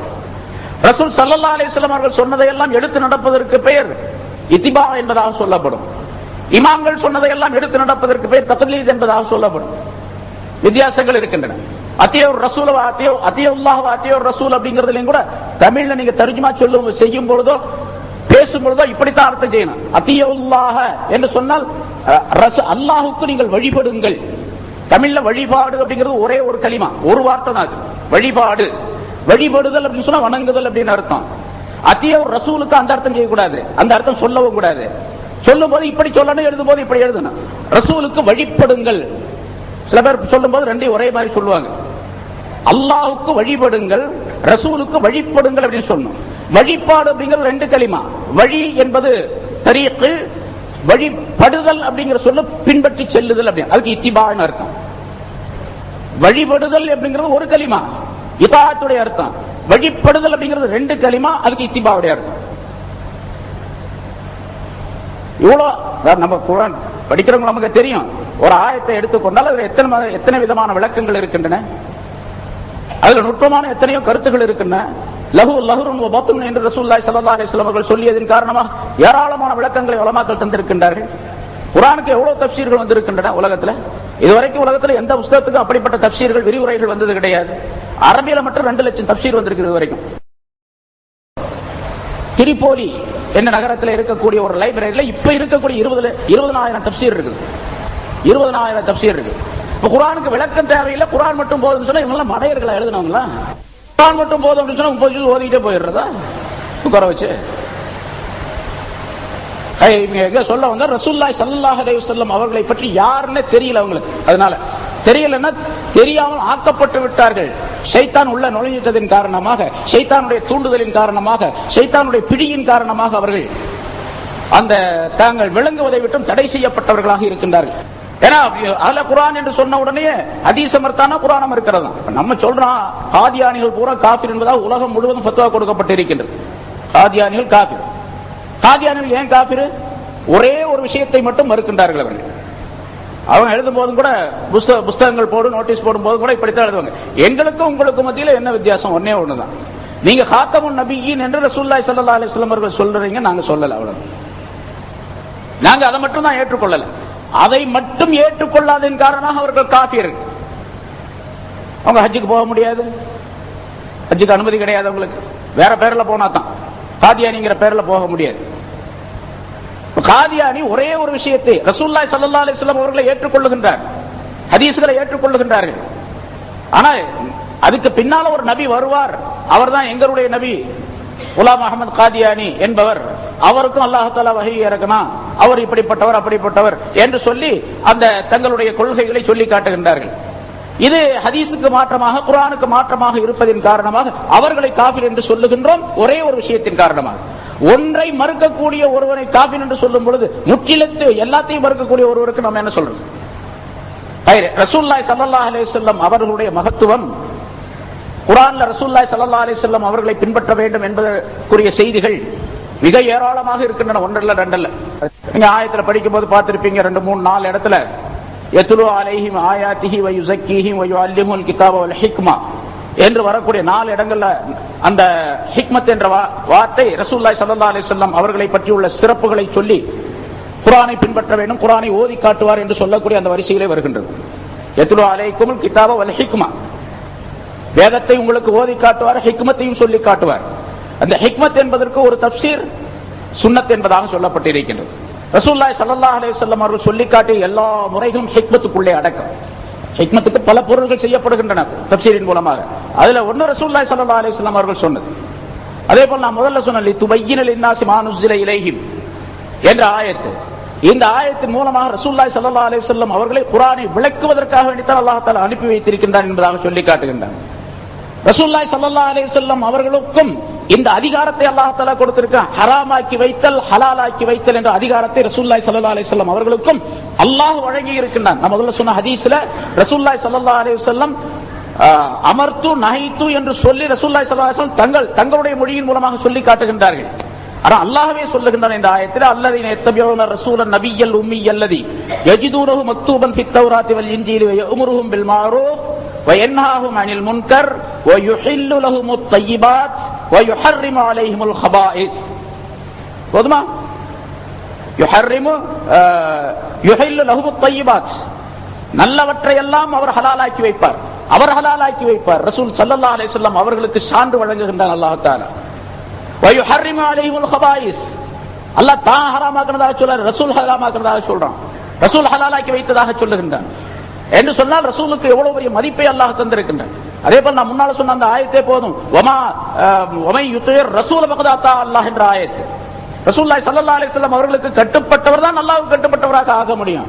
அவங்க சொன்னதை கேட்டவர் தான் அல்லாஹ் சொன்னதை கேட்டவராக ஆக முடியும் என்பது மிக தெளிவான விஷயம். அதனால இந்த அஹ்ல குர்ஆன்ங்கிற வேலையெல்லாம் வெறும் கப்சா அடிக்கிற வேலை அப்படிங்கறத மட்டும் நம்ம நம்பிக்கொள்ள வேண்டும். நீங்க போய் வெளியே உங்களுக்கு இந்த பிரச்சனை வரக்கூடிய நேரத்தில் தைரியமாக நீங்கள் அணுக வேண்டும். அவன் சொல்லதுக்கெல்லாம் நீங்க தலையாட்டிட்டோ அல்லது பின்வாங்கி வர்றதோ இதெல்லாம் இருக்கக்கூடாது. துணிஞ்சு நீங்க சொல்லணும், துணிஞ்சு சொல்ல வேண்டும். பிறகு ஆதாரங்கள் கேட்டா ஆதாரம் ஏராளமாக கொடுக்கலாம். அதே போலதான் அந்த நஜாத் கூட்டத்துக்கு அப்படித்தான். அவன் சொல்லக்கூடிய விஷயம் எதுவுமே சரியானதல்ல, எல்லாமே தவறானதுதான். எது நம்முடைய ஷரியத்தில், அதாவது நமக்கு சுன்னத் ஜமாத்துடைய கொள்கைப்படிக்கு எது ஒத்திருக்கின்றதோ அதை தவிர மீதி அவன் சொல்லக்கூடிய விஷயம் எல்லாம் தவறானது அப்படின்னு நமக்கு நம்பிக்கை வரணும். சொல்றது ரைட்டா இருக்குமோ அப்படின்னு நினைச்சா அவ்வளவுதான், புஷ்னு உளுந்துட வேண்டியதுதான். அப்புறம் நீங்க பதில் சொல்லவே முடியாது. எதையும் அவன் சொல்றது தப்புன்னு முதல்ல விளங்கணும். நான் எல்லாத்திலையும் சொல்றது, எல்லா பல நேரங்களில் சொல்றதுனாலே பெரிய வம்பு வேற வருது. இருந்தாலும் சொல்லித்தான் ஆகணும். தொப்பி போடுறத பத்தி நான் இப்ப சொன்னாலே, தொப்பி போடணும்னு எந்த ஹதீஸ்ல இருக்குன்னு கேட்கிறான். என்கிட்ட யாருமே கேட்கறது இல்லை, இது வரைக்கும் வர்றதும் இல்லை. நம்ம சொன்னாலும் வர்றதில்லை. நீ வா நான் சொல்றேன் அப்படின்னு சொன்னாலும் வர்றதில்லை. தொப்பி போடணும் அப்படின்னு, தொப்பி போடக்கூடாதுன்னு எந்த ஹதீஸ் இருக்குது? தொப்பி போடணுங்கிறது ஹதீஸ் தேவையில்லை. லிபாஸ் யா பனி ஆதம ஹுது ஜீனத்தக்கும் என்ற ஆயத்தின் மூலமாக லிபாஸ் அலங்காரத்திற்காக வேண்டி போடப்படுவதில் தொப்பியும் சேர்ந்தது. தொப்பியும் சேர்ந்ததுதான் அதுல. இஹ்ராம் கட்டக்கூடிய நேரத்திலே ஒரு முஹ்ரிமாக இருக்கக்கூடிய ஒரு ஆளுக்கு ரசூலுல்லாஹி ஸல்லல்லாஹு அலைஹி வஸல்லம் அவர்கள் சொல்லுகின்றார்கள், உங்களிலே இஹ்ராம் கட்டக்கூடிய ஒரு தொப்பியை கழற்றி விடவும் என்பதா ஸல்லல்லாஹு அலைஹி வஸல்லம் சொல்றாங்க. தொப்பி போடுறதுனால கழட்ட சொல்றாங்க. இப்ப தொப்பி போடுறதுக்கு லிபாஸோட சேர்ந்தது. கைலியோ சட்டையோ பேண்டோ ஏதோ போடுறோமோ இதோட சேர்ந்தது, எல்லாம் சேர்ந்தது. தொப்பி போடுறதுங்கிறது தனிப்பட்ட விஷயம் அல்ல, லிபாஸ்ல சேர்ந்தது. அதனால தொப்பி போடக்கூடாது அப்படிங்கிறதுக்கு தான் ஆதாரம் தேவை. இங்க எப்படித்தான் கேட்கணும், தொப்பி போடக்கூடாதுங்கிறது எந்த ஹதீஸ் இருக்கு சொல்லு பார்க்கலாம். கூடாது அப்படிங்கிறது தான் ஹதீஸ். இங்க நம்ம பாக்கியத்திலிருந்து வெளியாக்கி அந்த தப்சீர்லயும் கூட, தமிழ் தப்சீர்லயும் கூட ஒரு இடத்துல எழுதியிருக்காங்கன்னு நினைக்கிறேன். அல்லாஹ் தஆலா குர்ஆன்ல லக்கும் பஹீமத்துல் அன்ஆமி இல்லா மா யுத்லா அலைக்கும் வஹில்லத் லக்கும் பஹீமத்துல் அன்ஆம், எல்லா மிருகங்களும் உங்களுக்கு ஹலாலாக்கப்பட்டு இருக்கின்றன. நாய், பன்றி, குதிரை, அது இது, யானை, புலி, கரடி எல்லாம் அதுக்குள்ள பஹீமத்துல் அன்ஆம் என்பதில் அடக்கம். இல்லா மா யுத்லா அலைக்கும், அங்க இஸ்தினா பின்னால எது சொல்லப்பட்டு இருக்கின்றதோ அதை தவிர, ஓதி காட்டப்பட்டிருக்கு அதை தவிர, குர்ஆன்லயும் ஹதீஸ்லயும் எது சொல்லப்பட்டிருக்கு அதை தவிர. அப்போ மொத்தமா எல்லாம் ஒட்டுமொத்தமாக முதல் நிலை என்னவென்று சொன்னா எல்லாமே ஹலால் இதை தவிர என்று சொல்லும்போது அதை இஸ்தினா பண்ணிடணும், மற்றதெல்லாம் ஹலால் ஆக்கிடணும், அவ்வளவு. அதே போல லிபாஸ் அப்படின்னு சொன்னா எல்லாம் சேர்ந்தது. அதுல இஸ்தினா தொப்பியை நீக்கிறது அப்படின்னு சொல்ல முடியாது. தொப்பி நீக்கிறதுக்கு ஹதீஸ் காட்டணும். அந்த இஸ்தினா தொப்பி எடுக்கணும் அப்படின்னு சொன்னா, தொப்பி போடக்கூடாதுன்னு சொன்னா அதுக்கு ஹதீஸை காட்டு. தொப்பி போடக்கூடாது அப்படிங்கிறது. அதே போல நான் முன்னால சொன்ன பாருங்க, அவங்களுக்கு அறிவுபூர்வமாக சொல்லலாம். தொப்பி போடக்கூடாது அப்படின்னு சொன்னா ஜட்டி போடுறதுக்கு ஹதீஸுங்க இருக்கு. தொப்பி போடுறதுக்கு ஹதீஸ், ஜட்டி போடுறதுக்கு ஹதீஸுங்க இருக்கு. அறிவுபூர்வமாக கூட இன்னைக்கு நம்ம பார்க்கிறோம், எந்த ஒரு அரசாங்கத்துடைய அலுவல்கள்ல, முக்கியமான அலுவல்ல இருக்கக்கூடியவர்கள் தொப்பி போடுங்கிற சிஸ்டம் இருக்கு, சட்டம் இருக்குது. போலீஸ் இருக்கு, சோல்ஜர்ஸ் ராணுவம் இருக்கு, மற்ற இதுகள்ல பாக்குறோம். எல்லாத்துக்கும் தொப்பி போடணுங்கிறது ஒரு அடையாளம் அவங்களுக்கு. அன்னைக்கு கூட ஒரு பத்திரிகையில் எழுதியிருந்தா, அறிவியல் சம்பந்தப்பட்ட விஷயத்துல மனிதனுக்கு உடல்ல சூடு இருந்து கொண்டே இருக்க வேண்டும். என்ன, மனிதனுடைய உடல்ல இருக்கக்கூடிய சூட்டில 85% சூடு தலையின் வழியாகத்தான் வெளியே போகுது. அதனால தொப்பி போடுவது தலைக்கு பாதுகாப்பு அல்ல, காலுக்கு பாதுகாப்பு அப்படின்னு சொல்லி எழுதியிருக்காங்க. தொப்பி போடாமலே ஒருவர் இருந்து விட்டால், அதாவது தலையை மறைக்காமலே, அந்த தொப்பியை பார்த்தா பெரிய தொப்பியை ஒண்ணு போட்டு ஹேட் மாதிரி அதுல எழுதிருங்க. ஒரு 1.5 மாசத்துக்கு முன்னால ஒரு பத்திரிகையில அந்த 85 தொப்பி போடாமலே இருந்து விட்டால் வெகு விரைவாக அப்படிப்பட்டவர்களுக்கு கால் வலி ஏற்படுவதற்கு, காலில் ஒரு விதமான இழுப்பு ஏற்படுவதற்கு, காலில் ஜன்னி ஏற்படுவதற்கு காரணமாக ஆகிவிடும் அப்படின்னு சொல்லி எழுதியிருக்கோம். தொப்பி போடாம இருந்து நம்ம சொல்லல, அவனா எழுதணும். உடல்ல இருக்கக்கூடிய சூடு உடலுக்குள்ளே தங்கி இருக்கக்கூடிய நிலை இருக்க வேண்டும். தலையை மறைக்காவிட்டால் அது அதனுடைய ஆவி வெளியாகி தலை குளிர்ச்சி அடையக்கூடிய நிலை ஏற்படும். பிறகு அந்த தலையினுடைய குளிர்ச்சியின் மூலமாக கால் பூரம் பாதிக்கக்கூடிய நிலை ஏற்படும், கால் வரைக்கும். அது மட்டுமல்ல, மனிதன் நம்முடைய அறிவு மூளையும் பாதிக்கக்கூடிய சூழ்நிலை ஏற்படும். இப்படி ஏராளமான விளக்கங்கள். ரசூலுல்லாஹி ஸல்லல்லாஹு அலைஹி வஸல்லம் அவர்களுடைய மதிப்பையும் மரியாதையும் அல்லாஹ் தஆலா குர்ஆனில் ஏராளமான ஆயத்துகள், நூற்றுக்கணக்கான ஆயத்துகளின் மூலமாக சொல்லித் தருகின்றான். ஒரு தஸவ்வுஃபுடைய கிதாப்ல பார்த்தேன், ரசூலுல்லாஹி ஸல்லல்லாஹு அலைஹி வஸல்லம் அவர்களுக்கு அல்லாஹ் தஆலா கட்டளையிடக்கூடிய சில ஆயத்துகளிலே குல் அப்படின்னு சொல்றான் பாருங்க. குல் ஹுவல்லாஹ் இருக்கு, குல் அஊது பிரப்பின் நாஸ் இருக்குது, குல் அப்படின்னு சொல்லி நிறைய ஆயத்துகள் வருது. இந்த குல்ங்கிற ஆயத்து வர்றதே ரசூலுல்லாஹி ஸல்லல்லாஹு அலைஹி வஸல்லம் அவருடைய தனிப்பெரும் மதிப்பை அல்லாஹ் சொல்லி காட்டுகிறான். ஏன்னா நேரடியாக அல்லாஹ்வே சொல்லணும் அந்த விஷயத்தை. அப்படி சொல்லாம அல்லாஹு அஹத் அஸ்ஸமத் லம் யலித் வலம் யூலத் அப்படின்னு சொன்னா போதுமானது. குல் நபியே நீங்கள் சொல்லுங்கள் அப்படின்னு சொல்லுவதே ரசூலுல்லாஹி ஸல்லல்லாஹு அலைஹி வஸல்லம் உடைய மதிப்பை சொல்லி காட்டுகின்றது. இந்த ரசூல் சொல்லியதையெல்லாம் நீங்கள் கேட்க வேண்டும் என்பதை சொல்லி காட்டுகின்றது அந்த குல்ங்கிற வார்த்தை. குல் என்ற எழுத்து வார்த்தை இருக்கின்றது கலிமா, அது ரசூல் சொன்னதை இந்த உலக மக்கள் அனைவரும் கேட்க வேண்டும் என்பதை சொல்லி காட்டுகிறது. முஸ்லிம்கள் மட்டுமல்ல, உலக மக்கள் அனைவரும் அதை கேட்க வேண்டும். குல் யா அய்யுஹன் நாஸ், குல் யா அய்யுஹல்லதீன என்று சொல்லக்கூடிய ஆயத்துகள் முழுவதும் எத்தனை இடத்துல குல் வருதோ அத்தனையும் ரசூலுல்லாஹி ஸல்லல்லாஹு அலைஹி வஸல்லம் அவர்கள் சொல்லுவதை கட்டாயமாக இந்த மனித சமுதாயம் கேட்டுத்தான் ஆக வேண்டும் என்பதை உறுதிப்படுத்தக்கூடியதாக அல்லாஹ் தஆலா வழங்கி இருக்கின்றான் என்பதாகவும் விளக்கம் அளிக்கப்பட்டிருக்கின்றது. ஆகவே இந்த அஹ்ல குர்ஆன் என்பது வெறுமனே ஒரு கற்பனையான விஷயம். அவர்கள் குர்ஆனையும் புரிந்து கொள்ளவில்லை, ரசூலையும் புரிந்து கொள்ளவில்லை, ஹதீசுகளையும் புரிந்து கொள்ளவில்லை, மனித சமுதாயத்தையும் புரிந்து கொள்ளவில்லை. மனித சமுதாயம் எப்படி வாழும் எப்படி அப்படிங்கிறதும் தெரியாது அவங்களுக்கு.